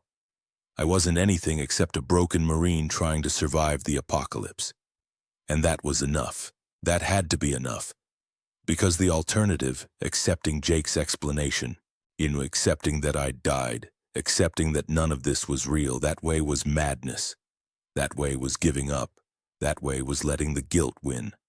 And I'd fought too hard, survived too long, lost too much to give up now. So I didn't. I pushed the hallucination aside, pushed Jake aside, pushed all of it aside, and I focused on what was real, Lisa sleeping in the basement. Rusty curled at her feet, the infected outside, the dawn coming, another day to survive. That was real. That was all that mattered. The rest was just noise, just my brain breaking, just something I'd heal from eventually. If I could just hold on long enough. Day 40. I was standing in the culvert, didn't remember walking here, didn't remember leaving the elementary school where Lisa and Rusty were sleeping. Didn't remember the journey through Hammond's ruins, in through the infected-filled streets, through the territory Marcus controlled. Just woke up standing here, in my culvert, my home for 9 years, the place Marcus had burned 3 weeks ago. Except it wasn't burned. The concrete walls were intact, clean, no scorch marks, no damage. Like the raid had never happened, like Marcus's people had never been here, like the last 3 weeks had been erased. My camping setup was still here, my cart, my sleeping bag, my propane burner, my supplies. Everything exactly where I'd left it that morning 23 days ago when Eddie Torres had stumbled in and changed everything. I looked at my hands. They were shaking. Or maybe they weren't. Hard to tell anymore. Hard to tell what was real and what was my mind inventing. Hard to tell if I was actually here or if this was another hallucination. I'd another crack in my fragmenting reality. "You came back," Jake's voice, behind me. I turned. He was standing at the west entrance, solid, real, wearing his Marine uniform, the one he'd died in, the one I'd watched turn red with his blood while I stood there calculating whether to help or run. "This isn't real," I said. My voice echoed strangely in the tunnel. Too loud, too present, wrong acoustics. "You're not real. None of this is real. I'm having a breakdown and my brain is creating elaborate scenarios to avoid facing that I'm sick." "Maybe," Jake said. He walked toward me, calm, unhurried, like we had all the time in the world, like we'd always had all the time in the world. "Or maybe you're finally ready to see, finally ready to stop running, finally ready to turn around and face what's been chasing you for 12 years. Nothing's chasing me except guilt and trauma and the normal psychological consequences of surviving too long under too much stress. Then why are you here? Why did you walk 3 miles through hostile territory in your sleep? Why did you come back to the one place you swore you'd never return to?" I didn't have an answer. Couldn't have an answer. Because he was right. I'd avoided this place for 3 weeks. Actively avoided it. Told Lisa we needed to stay away, needed to keep distance, needed to never come back. But here I was. "Show him," Jake said. But he wasn't talking to me. He was talking to someone behind me. I turned. Maria Lopez stood at the east entrance. Not gray, not infected, just Maria. as she'd been before Afghanistan, before the raid, and before I'd failed to save her. 7 months pregnant, hand on her belly, looking at me with eyes that held more sadness than anger. "Hello, David," she said softly. Her voice was exactly as I remembered, gentle, kind. The voice she'd used to calm down the local kids in Helmand province when they were scared during raids. The voice that had made her the best at community relations in our whole unit. "It's time." "Time for what?" "To see what you've been avoiding. To see what this place really is. To see what you really are." She gestured to the ground, to the concrete floor I'd been sleeping on for 9 years, the floor I'd swept and organized and made into my home. "Look down," she said. "Really look. Stop seeing what you want to see and see what's actually there." I looked down. The concrete was dissolving. No, that wasn't right. It wasn't dissolving. It was never concrete. I was just finally seeing past the illusion my mind had built, past the comfortable lie I'd wrapped around reality to make it bearable. The floor wasn't concrete. It was dirt, dark earth, freshly turned, the kind of soil you saw in graves, in places where things were buried, in places where the dead rested, and in that dirt, barely covered, were bodies. Dozens of them, hundreds maybe, piled on top of each other, layered. Some were skeletal, some were fresh, some were in between. All of them gray-skinned, all of them with bullet wounds, head wounds, execution-style kills. I recognized faces: Jake, Maria, Eduardo Torres, Eddie, the elder whose compound we'd raided, his son, his wife, the children who'd been in the wrong place, the dozen other people who'd been in that compound, and the 100 people from my other deployments, the people I'd killed, the people I'd failed to save, the people whose deaths I carried. They were all here, buried in my culvert, in my home, in the place I'd lived for 9 years. My legs gave out. I dropped to my knees, stared at the bodies, at the truth I'd been sleeping on top of, at the grave I'd made my home. "I don't understand," I whispered. My throat was tight, my chest hurt. My heart, that I couldn't feel, that I hadn't felt for weeks, was pounding so hard I thought it might explode. "What is this? What am I seeing?" "The truth," Jake said. He was standing next to me now. "You dug this grave in 2015, 2 years after you got discharged. 1 year after Project Nightfall ended, you came back here to Hammond, back to your hometown. Back to the place where your sister drowned when you were 12. And you dug this grave, right here, under I-80, in the drainage culvert where nobody would find it, and you buried what you couldn't carry anymore." I buried what? Guilt, memory, truth, everything you'd done, everyone you'd killed. You buried it all here, literally, symbolically, every way you could. "This grave is yours, David. You built it, you filled it, you've been sleeping on top of it for 9 years. Refusing to look down, refusing to see, refusing to acknowledge what you did." "That's not... I didn't..." "You did," Maria said.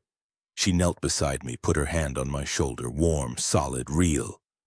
"You murdered Jake in that compound, friendly fire, panicked shot. You murdered me by failing to save me when I got hit. You murdered Eduardo and the elder and his family and everyone else. 12 people that night. And then you came home and the guilt ate you alive. Project Nightfall tried to help, tried to treat your PTSD, but the treatment mutated. Became something else, became a virus. And in 2015, when you finally broke completely, when you couldn't live with what you'd done anymore, you came here and you dug this grave and you buried us, all of us, every victim, every face, every name. You put us here and covered us with dirt and tried to forget." I was shaking my head. "No, no, no, this wasn't right. This wasn't real. This was hallucination, breakdown, psychosis. I was sick. I was dying. I was anything except what they were saying." "But you couldn't forget," Jake continued. "You came back every day, slept here, lived here, and made it your home. Because the guilt wouldn't let you leave. Because you needed to be close to us, to what you'd done. to the truth you couldn't face.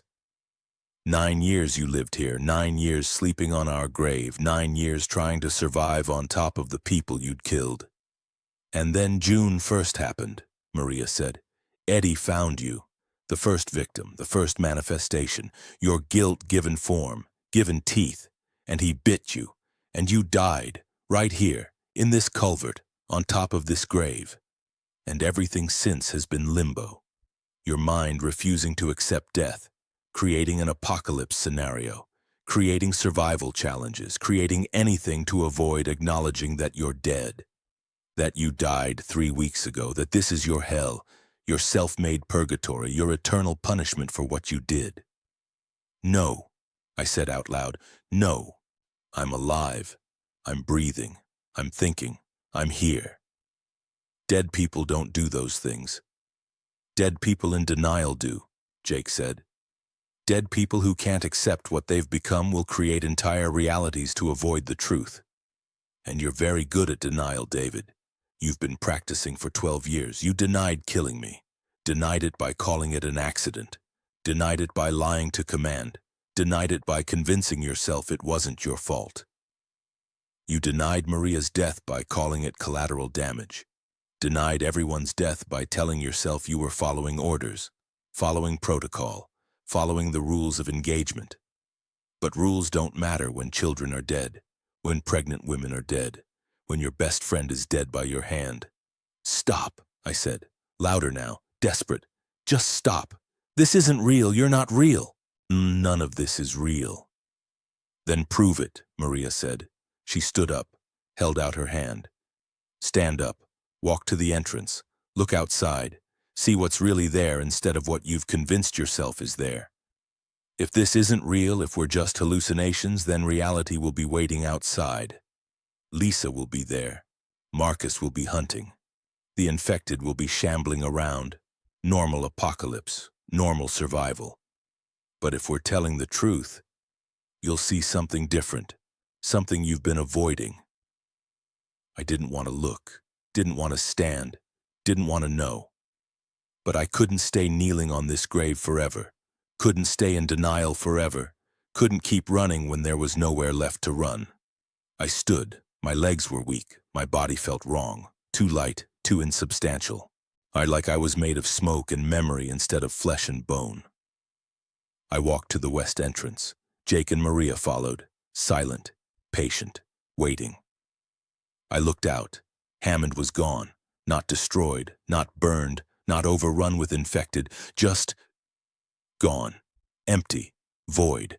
Where the city should have been, where streets and buildings and ruins should have existed, there was nothing, just gray fog, just endless nothing, just absence. What? I couldn't form the words, couldn't process what I was seeing. There is no city, Jake said quietly. There never was, not after you died. All of that, the survival, the scavenging, the fortifications, Lisa, Marcus, Rusty, all of it. It was your mind creating scenarios, creating purpose, creating a reason to keep existing, because you couldn't face the alternative, couldn't face that you were dead, in that this is all there is, this grave, these victims, this truth.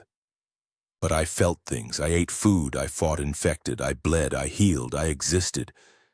How can that be fake? It's not fake, Maria said. It's just not what you thought it was. You did experience those things, but not in the way you understood. This is limbo, David, the space between life and death. And in limbo, consciousness creates reality. Your guilt created the infected. Your need for purpose created the survival scenario. Your loneliness created Lisa. Your self-punishment created Marcus.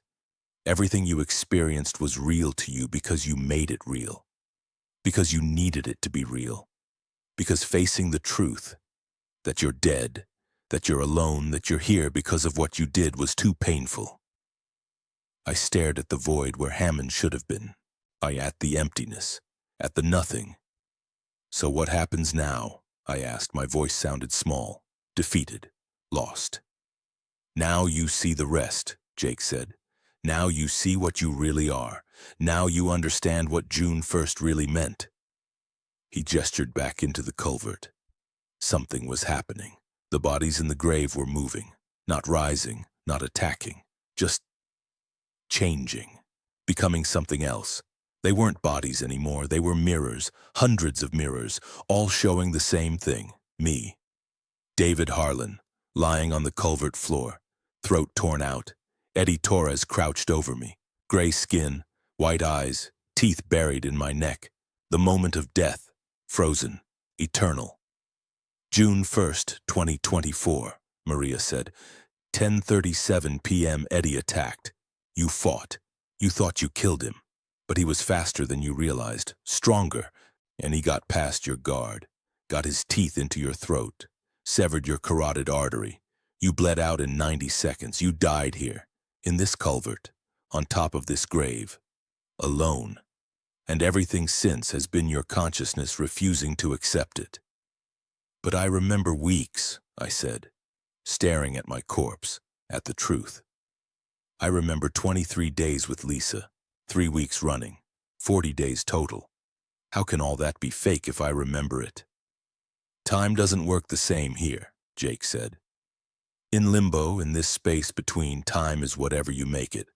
40 days for you might be 40 seconds in the real world, might be 40 years, doesn't matter.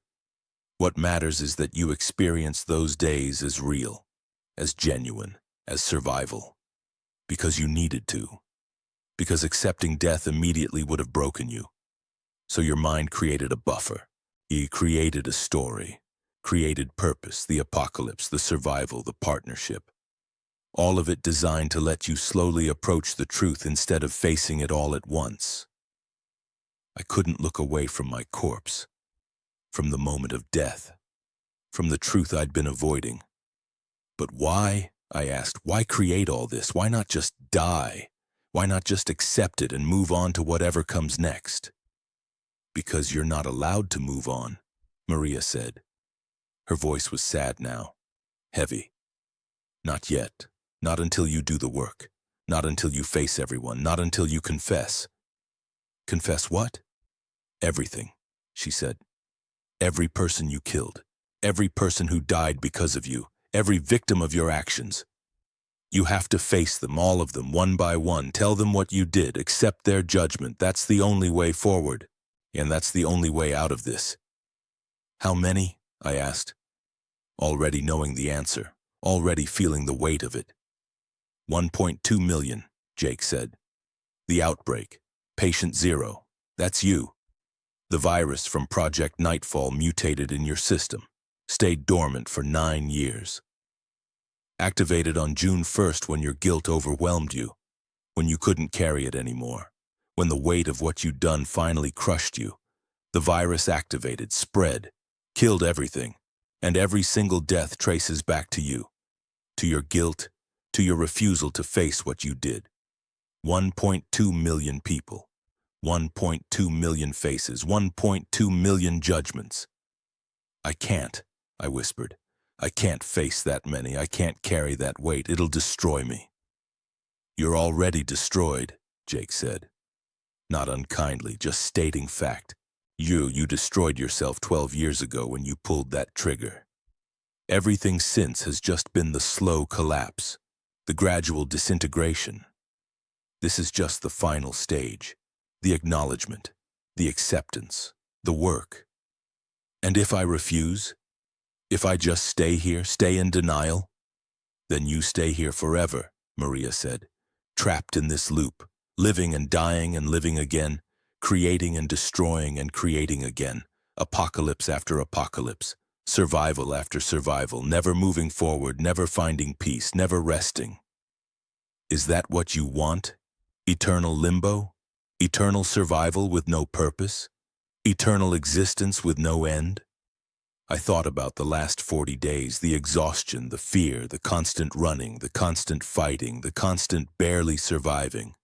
I thought about doing that forever, never resting, never safe, and never done. No, I said, I don't want that. Then you know what you have to do, Jake said. I looked at him, at Maria, at the 2 people whose deaths had started all of this, whose faces I'd been running from for 12 years. Will it hurt? I asked. The confession? Facing all of them? Yes, Maria said honestly. It will hurt more than anything you've ever experienced.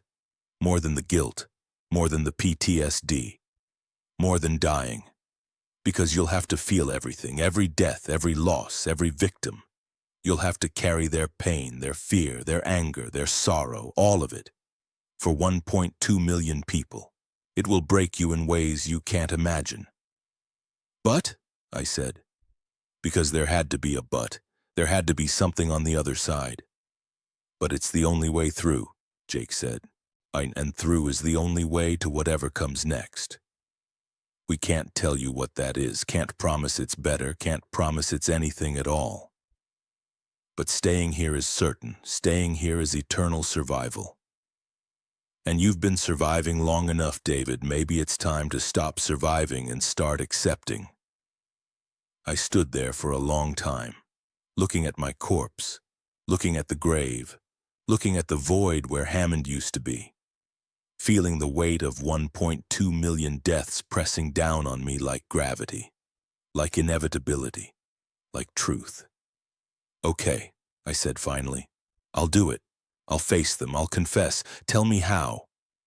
Maria smiled, sad but proud, like a mother watching her child take their first difficult step. You already know how, she said. You've been preparing for this your whole life. Every story you told yourself, every lie you believed, every denial you practiced. It's all been rehearsal, practice for this moment, for the truth. The confession starts now, Jake said. And it starts with us, with the people you know, with the people whose faces you remember. The rest, they'll come, one by one, and you'll face them, one by one, until you face them all, until the work is done, until you can finally rest. He held out his hand.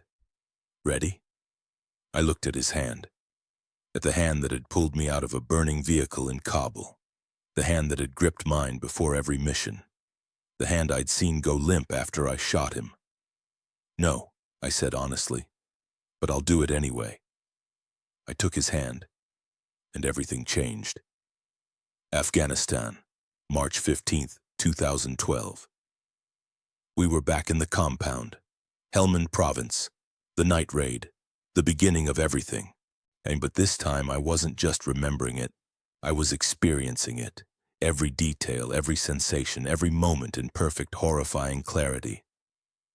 The night air was cold, so cold it burned your lungs when you breathed, so cold it made your fingers stiff inside your gloves even through the layers. The kind of cold that was a presence, a weight, a thing that pressed on you from all sides. Our squad moved through the darkness in tactical formation, 8 Marines, full combat loadout, night vision turning the world into green shapes and shadows. I was third in the stack. Jake was on point. Maria was behind me. Eduardo was rear guard.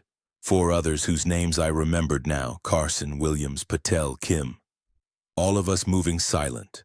All of us focused. All of us professional. Intel said the compound housed insurgent leadership. High-value targets. In men who'd been planning attacks on civilian centers. Men who'd killed Americans. Men who needed to be captured or eliminated before they could kill more. We'd done this before. Done it dozens of times. This was supposed to be routine. The compound wall was 12 feet high. Mud brick. Traditional construction, Jake signaled. Carson and Williams moved forward with the breach ladder. Set it against the wall. We went over, quick, efficient, landed on the other side in defensive positions, scanned for threats. The courtyard was empty. No guards, no dogs, no resistance, just silence, just darkness, just the cold. Jake signaled toward the main building. Single story, flat roof, 3 visible entrances.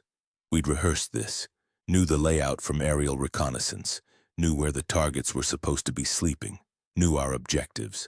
I stack up on the main door. Jake first, me second, Maria third, standard breach. Jake had his hand on the handle, looked back at us, got our ready signals. nodded once, opened the door. We flowed inside like water, like we'd trained, like we'd done 100 times. The interior was dark, no lights, no electricity in this compound. Just darkness and the green glow of our night vision and the shapes that might be furniture or might be people or might be anything. Jake moved right, clearing the first room. I went left. Standard procedure, clear and hold. Maria followed me, covering my 6. Eduardo held the entry point, others fanning out to their assigned positions. My room was a bedroom, 4 sleeping figures on floor mats. Traditional Afghan style. Couldn't tell ages in the darkness. Couldn't tell if they were combatants or civilians. You just shapes under blankets. 4 contacts, I whispered into my radio. Room 1, non-responsive, need confirmation. Hold position, Jake's voice came back. Carson checking room 2, Williams room 3, wait for confirmation on targets. I held, Maria beside me, both of us watching the sleeping figures, waiting, being patient, being professional. That's when I heard it, behind me, in the hallway. Movement, fast movement, coming from a direction we hadn't cleared yet. I spun, raising my rifle, flipping off the safety, seeing a shape in the doorway, man-sized, moving fast, raising something. Gun, knife, RPG? Couldn't tell, didn't have time to tell, couldn't risk not responding. Training took over. Center mass, controlled breathing, squeeze don't pull. 3 rounds, perfect grouping. The shape dropped. Contact, I called into the radio. Main hallway, 1 hostile down, others possibly. David, Jake's voice, panicked. Wrong. Jake didn't panic. Check your target, check your fucking target. I moved forward, keeping my rifle up, keeping my eyes on the downed hostile. Approached carefully, professionally, by the book, reached the body, looked down through my night vision. Jake Morrison, my best friend, my brother, 3 bullets in his chest, blood spreading across his uniform, eyes wide with shock and pain and something that looked like betrayal. David, he said. His voice was weak, wet, drowning. Why? I couldn't form words, couldn't process, couldn't understand. I thought... Movement. You were supposed to be in room 1. What were you doing in the hallway? Heard something, he managed, blood bubbling from his lips. Was checking, was trying to warn you.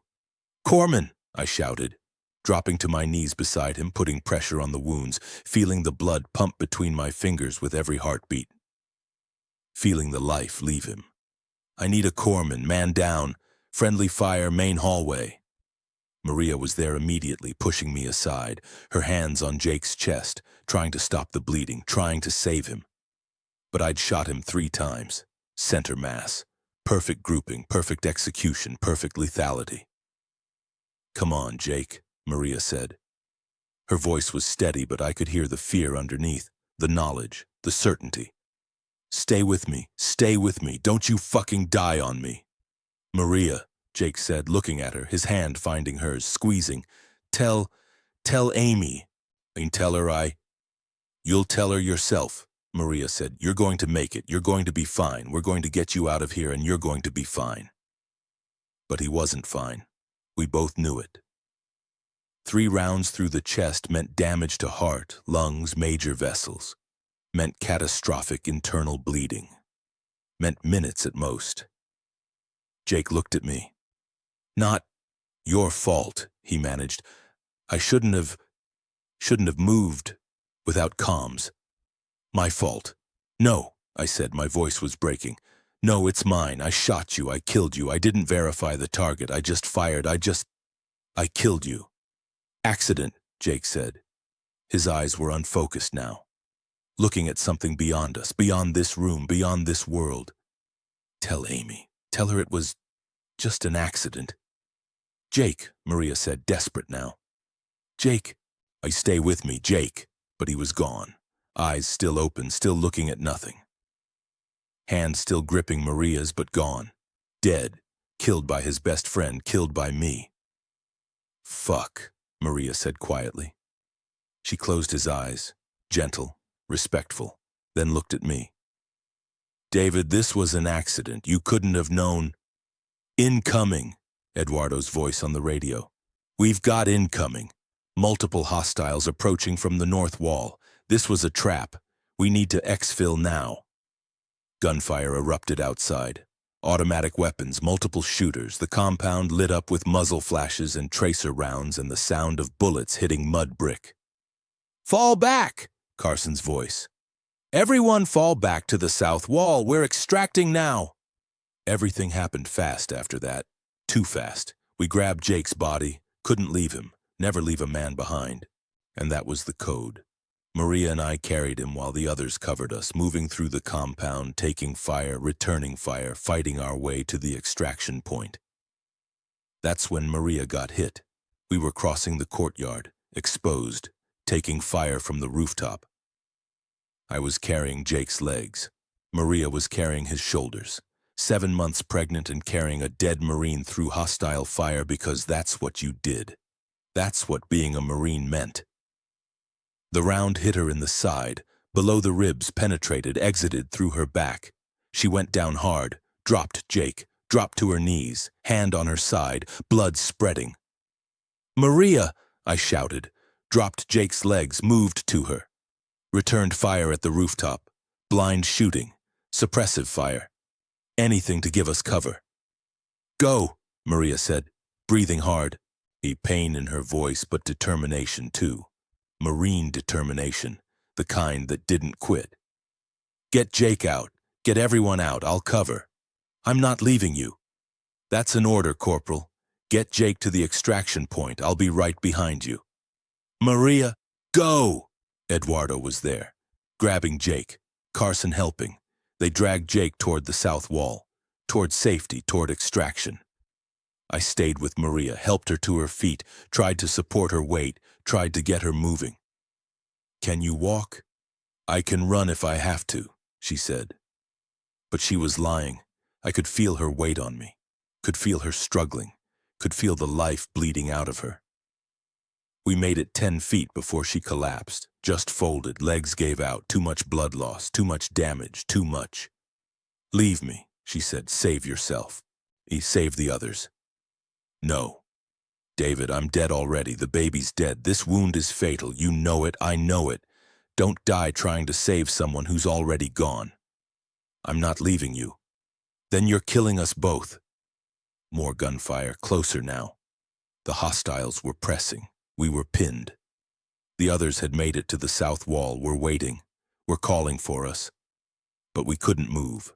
Maria couldn't move. I had a choice. Stay and die with her. Or leave and live, stay and accomplish nothing. Or leave and maybe save someone. I chose to leave. I put Maria against the wall, gave her my sidearm, extra magazines, told her to hold as long as she could, told her we'd send a rescue team back, told her lies we both knew were lies. Tell my daughter, Maria said, looking at me with eyes that knew, eyes that forgave even though she shouldn't. Tell her mommy loved her. Tell her mommy tried. Tell her yourself when we get you out of here. David, she grabbed my hand, squeezed. We both know that's not happening. Just make it mean something. My death. Make it count for something. Don't waste it.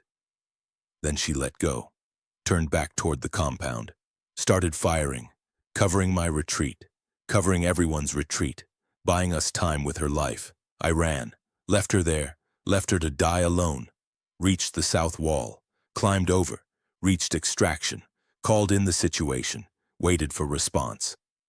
They told us no rescue mission. Too hot, too many hostiles, too risky. Maria was listed as KIA. Acceptable losses, mission parameters, strategic necessity. She died in that compound, her and her unborn daughter. Died buying time for the rest of us to escape. Died because I shot Jake. Died because I made the wrong call. Died because of me. 3 days later, Command did a BDA sweep. Found 12 bodies in the compound. Insurgents, civilians. Difficult to tell in the aftermath. Difficult to care.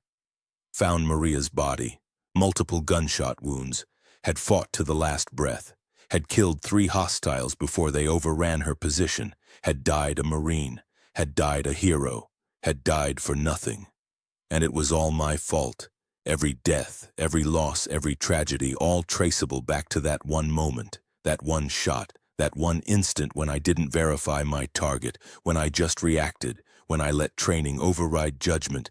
I killed Jake. I killed Maria. I killed her daughter. I killed everyone in that compound. I killed 12 years of sleep. I killed any chance at normal life. I killed everything.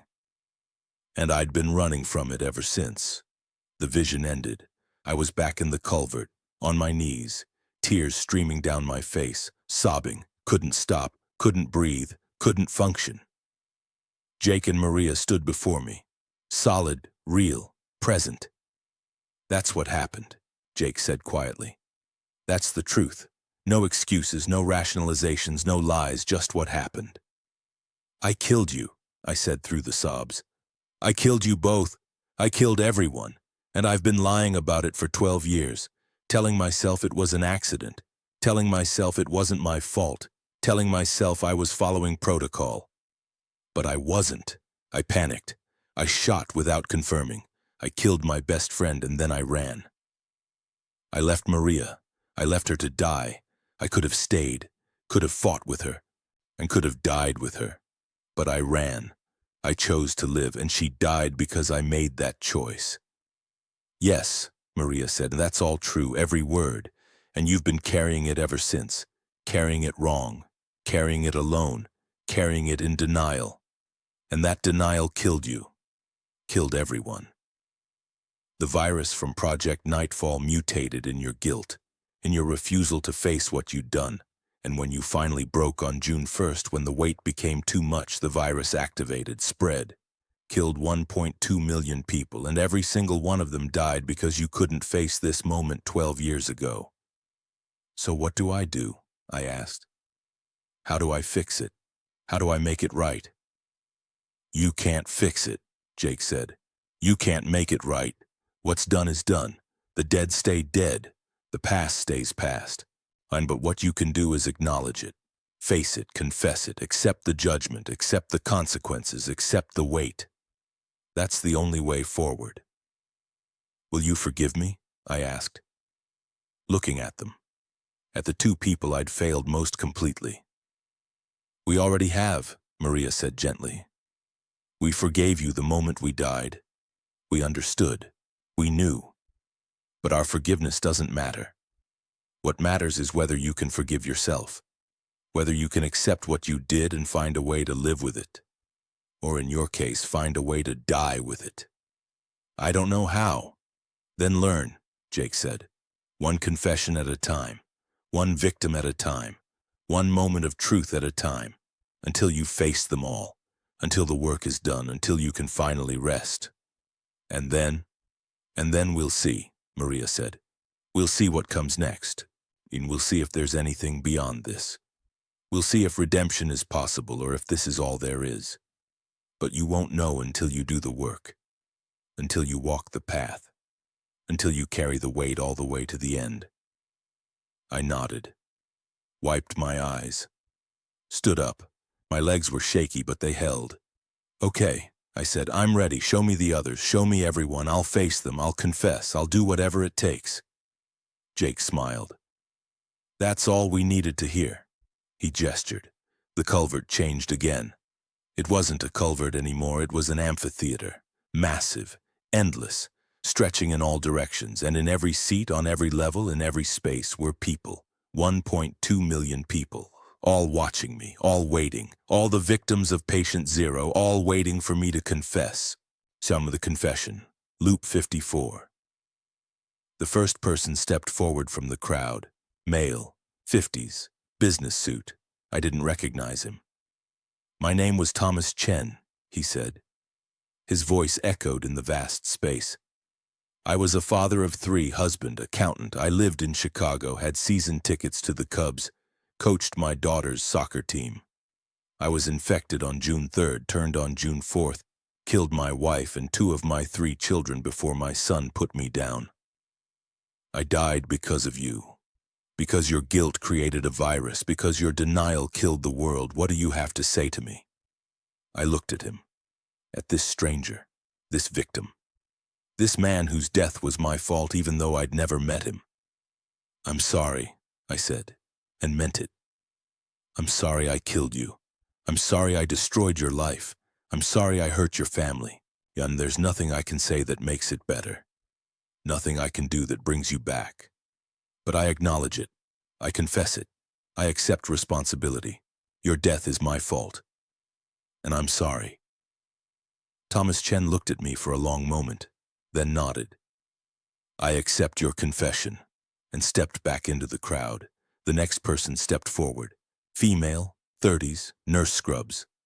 I didn't recognize her either. My name was Jennifer Wu.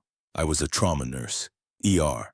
I died trying to save people, trying to help. I was bitten on June 2nd, turned on June 2nd, killed 4 patients and 2 other nurses before I was stopped. I died because of you. What do you have to say to me? I'm sorry I killed you. I'm sorry you died helping others. I'm sorry I created the thing that took your life. Your death is my fault. And I'm sorry. Jennifer nodded. I accept your confession. Stepped back. Another person stepped forward and another. They kept coming.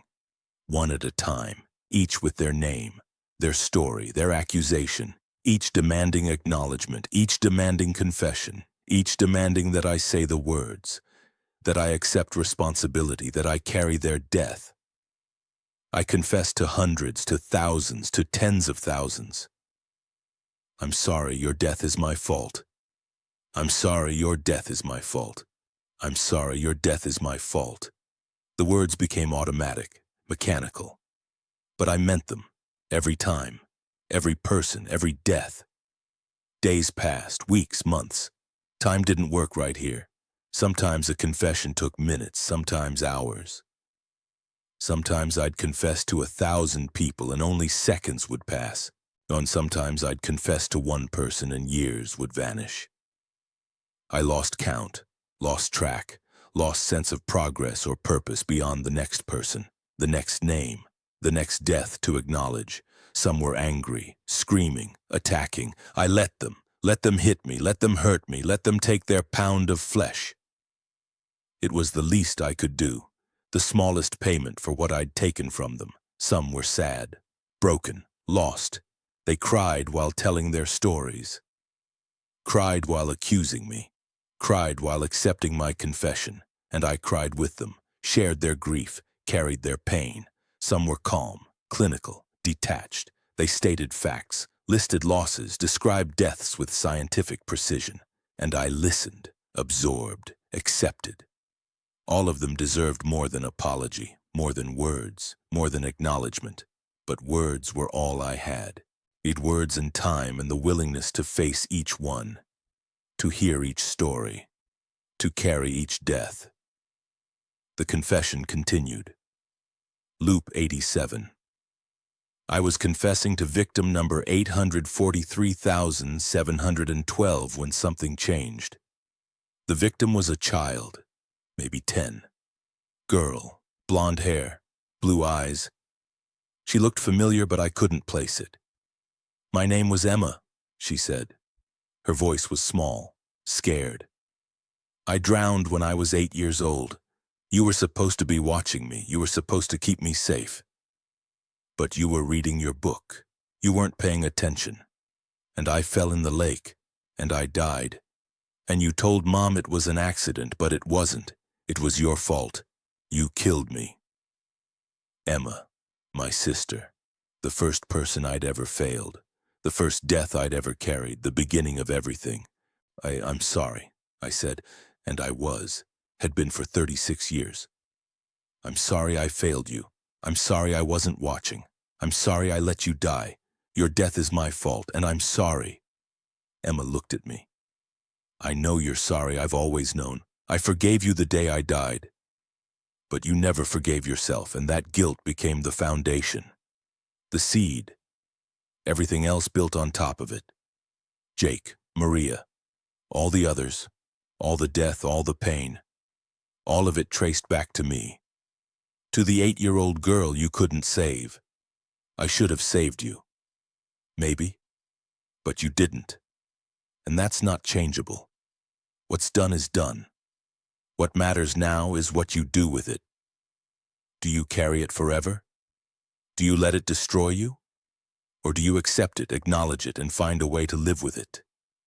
I don't know how to live with it. Then learn.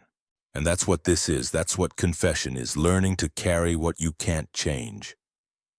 Learning to accept what you can't fix. Learning to be human in the face of impossible guilt. She stepped back into the crowd, and I continued. Loop 103. Victim 1,197,432. I was almost done, almost finished, almost through the wait. The person who stepped forward this time was different. Not dead, not accusing, not a victim. It was me, David Harlan, age 48, homeless veteran, patient zero, standing across from myself, looking at myself, judging myself. What do I say to you? I asked. What confession do you need? The same one you've given everyone else, my double said. That you're sorry, that you accept responsibility, that you carry the weight. But also something more, something you haven't said to anyone else. What? That you forgive yourself, that you acknowledge you're human, that you accept that humans make mistakes. Fatal mistakes, catastrophic mistakes, world-ending mistakes. But mistakes nonetheless, not evil, not intentional, just fallible. I don't know if I can forgive myself. Then don't. But acknowledge that you deserve the same mercy you've shown everyone else. The same understanding, the same compassion. You've confessed to 1.2 million people. You've carried their deaths. You've accepted their judgment. Now do the same for yourself. Face yourself. Confess to yourself. Accept your own judgment. I looked at my double, at myself, at the person I'd been running from longest. I'm sorry, I said. I'm sorry I failed you. I'm sorry I destroyed your life. I'm sorry I killed Emma and Jake and Maria and everyone else. I'm sorry I couldn't be better, couldn't be stronger, couldn't be the person you needed me to be. Your suffering is my fault. And I'm sorry. My double smiled, sad but genuine. I accept your confession. And disappeared. Loop 112. The last person stepped forward. I'd been confessing for what felt like centuries, millennia, eternity, every victim, every face, every death. 1.2 million confessions, 1.2 million acceptances, 1.2 million weights added to my shoulders until I could barely stand. But I'd done it. I'd faced them all, confessed to them all, carried them all. The last person was Lisa. No, Maria. She was Maria again. No disguise, no pretense, just herself. That's all of them, she said gently. You've done it. You've faced everyone. You've confessed everything. You've carried the full weight. The work is done. So what happens now? I asked. My voice was hoarse, raw, broken from centuries of confession. Now you choose, Jake said. He was there too, and Emma, and all the others I'd known. All the deaths I'd carried personally. You've done the work. You've earned the right to move on. But we can't tell you what on means. Can't promise what comes next. You have to choose blind. What are my choices? 3, Maria said.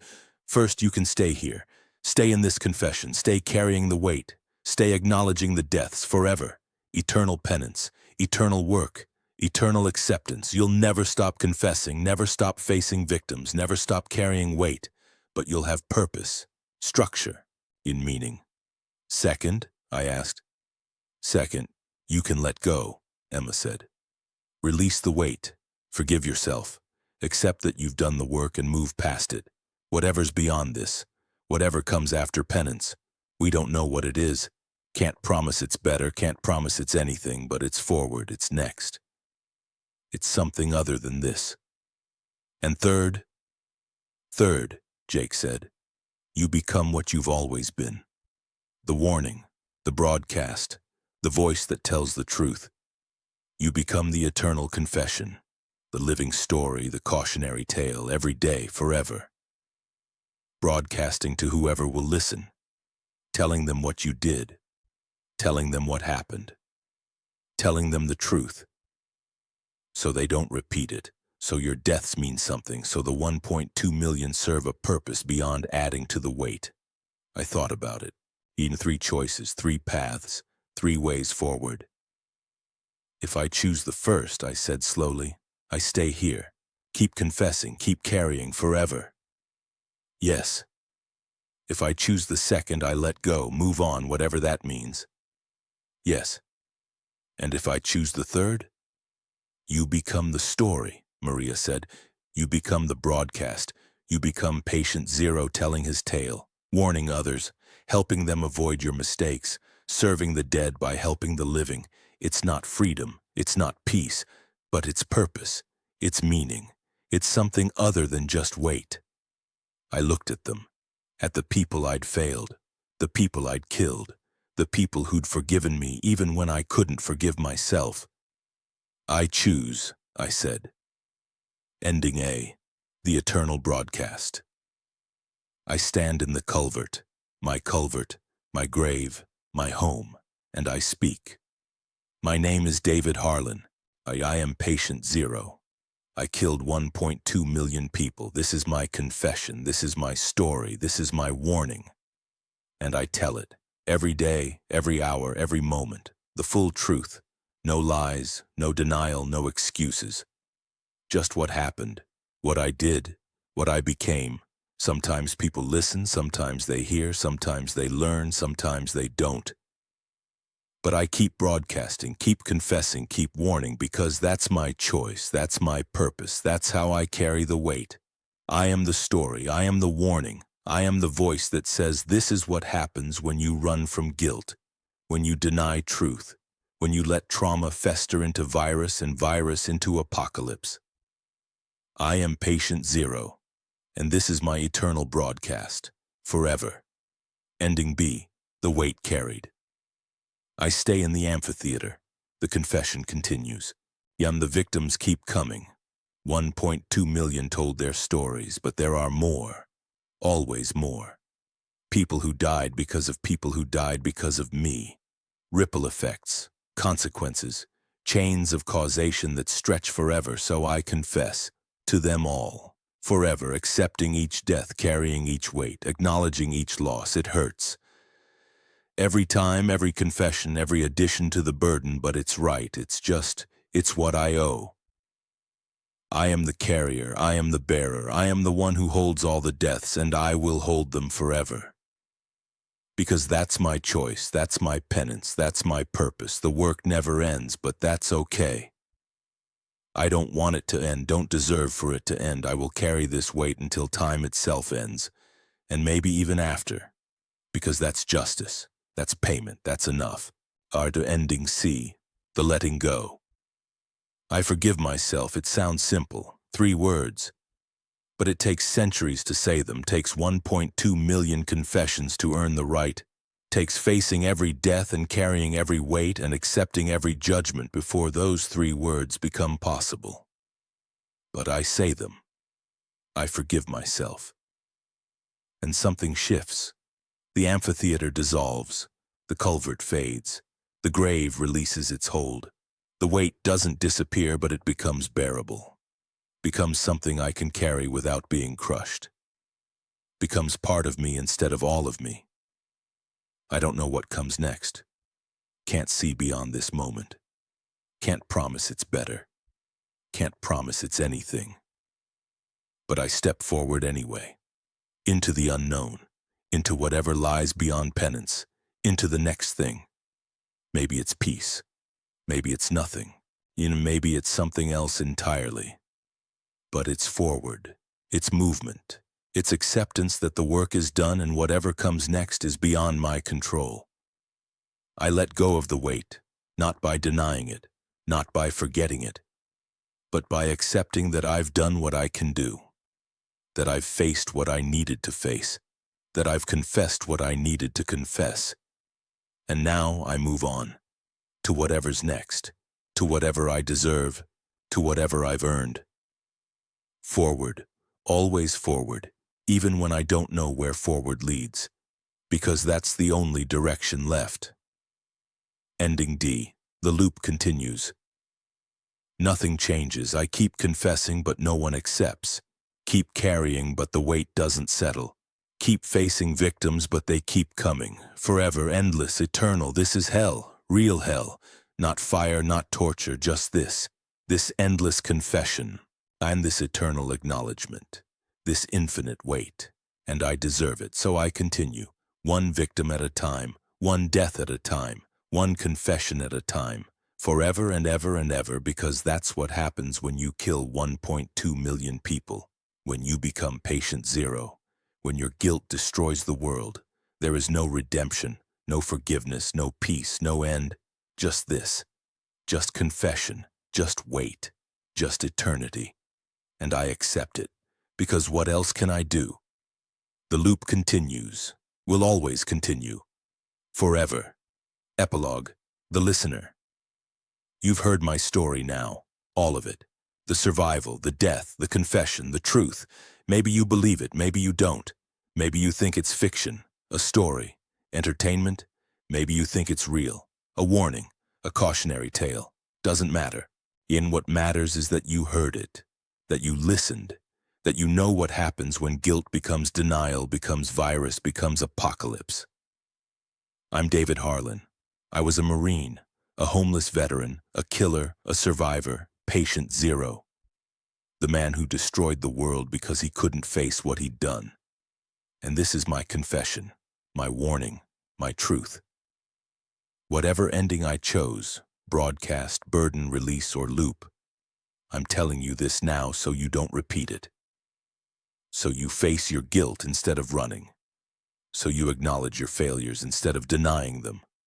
So you carry your weight instead of letting it mutate into something that kills everything. Learn from me. Learn from my mistakes. Learn from 1.2 million deaths. Face your truth. Confess your sins. Carry your weight. Before it's too late. Before you become me. Because I never survived. And neither will you if you run from yourself. This is Patient Zero. Signing off. Forever. End Part 3. So that's it. The end. All the truths. All the reveals. All the choices. Let me break down what you just experienced because this story deserves that analysis. The triple twist. Everything you suspected was true. David died June 1st when Eddie bit him. Everything since was limbo, his consciousness refusing to accept death. The 40 days of survival were his mind's buffer, a way to slowly approach truth instead of facing it all at once. Lisa was Maria Lopez, the pregnant Marine he failed to save in Afghanistan, his conscience given form, testing him, guiding him, waiting for him to remember. Marcus was Jake Morrison, the best friend he killed, his guilt manifest, pushing him, hunting him, forcing him toward acknowledgement.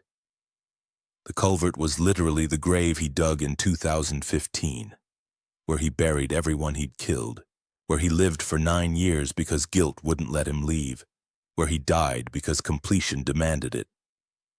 Circle closed. Story ended where it began. And the virus?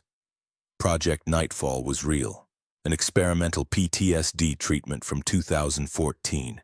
It mutated in David's system, stayed dormant for 9 years. Activated June 1st when his guilt finally broke him. Spread, killed 1.2 million people, made him patient zero, made his guilt literal, made his denial apocalyptic. The clues. I planted over 80 clues across all 3 parts. Reread them now and you'll see. Bite wound that wouldn't heal because David was already dead. No pulse because his heart stopped June 1st. No reflection because he cast no shadow in limbo. Instant healing because damage doesn't matter to the dead. Time moving wrong because limbo time isn't real time. Lisa's impossible knowledge because she was his conscience. Marcus finding them repeatedly, because he was guilt, always finding David. Rusty never barking after that first time, because K9 ghosts are silent. The infected moving in patterns only David saw, because they were his guilt, following paths he recognized. The duplicate supplies, because Limbo created what he needed. All of it there, all of it hinting, all of it building toward the truth David couldn't face, or the Afghanistan confession. That was the heart of it, the beginning of everything. March 15th, 2012, the night raid. David shot Jake without confirming his target, killed his best friend, then made the choice to abandon Maria because saving her meant dying with her. 12 people died that night, and David carried them for 12 years, denied them, ran from them, let the guilt fester until it became virus, until it became apocalypse, until it killed 1.2 million more. The confession scene, David facing all of them, that was what he'd been avoiding, what he'd been running from, what survival was designed to prevent. But he finally did it. Finally faced every single victim. 1.2 million confessions, centuries of acknowledgement, the work, the 4 endings. I gave you 4 because some questions don't have one answer. And some choices don't have right options. You decide which ending is real, which one David chose, which one he deserved. Maybe he's broadcasting eternally, warning others, serving purpose. Maybe he's carrying weight forever, accepting infinite penance. Maybe he let go and moved on to whatever comes next. Maybe he's trapped in eternal loop, confessing forever without progress. All are true. None are true. The story ended when you chose to believe it ended. What this story really is, it's not about zombies. Never was. The zombies were metaphor. Guilt made physical. Trauma made infectious. Denial made apocalyptic. It's about what happens when you run from yourself, when you deny what you've done, when you let guilt fester instead of facing it, when survival becomes the only thing that matters and you forget why you're surviving. Our David survived 9 years homeless, 40 days apocalypse, centuries of confession. He survived everything except himself, except truth, except acknowledgement. And that's the warning. That's the point. That's why I told you this story. Face your guilt before it mutates. Confess your sins before they become virus. Carry your weight before it crushes everyone. Or become patient zero. Become David Harlan. Become the man who destroyed the world because he couldn't face what he'd done. Your choice. Thank you for reading. Thank you for listening. Thank you for surviving all 3 parts with me. The end.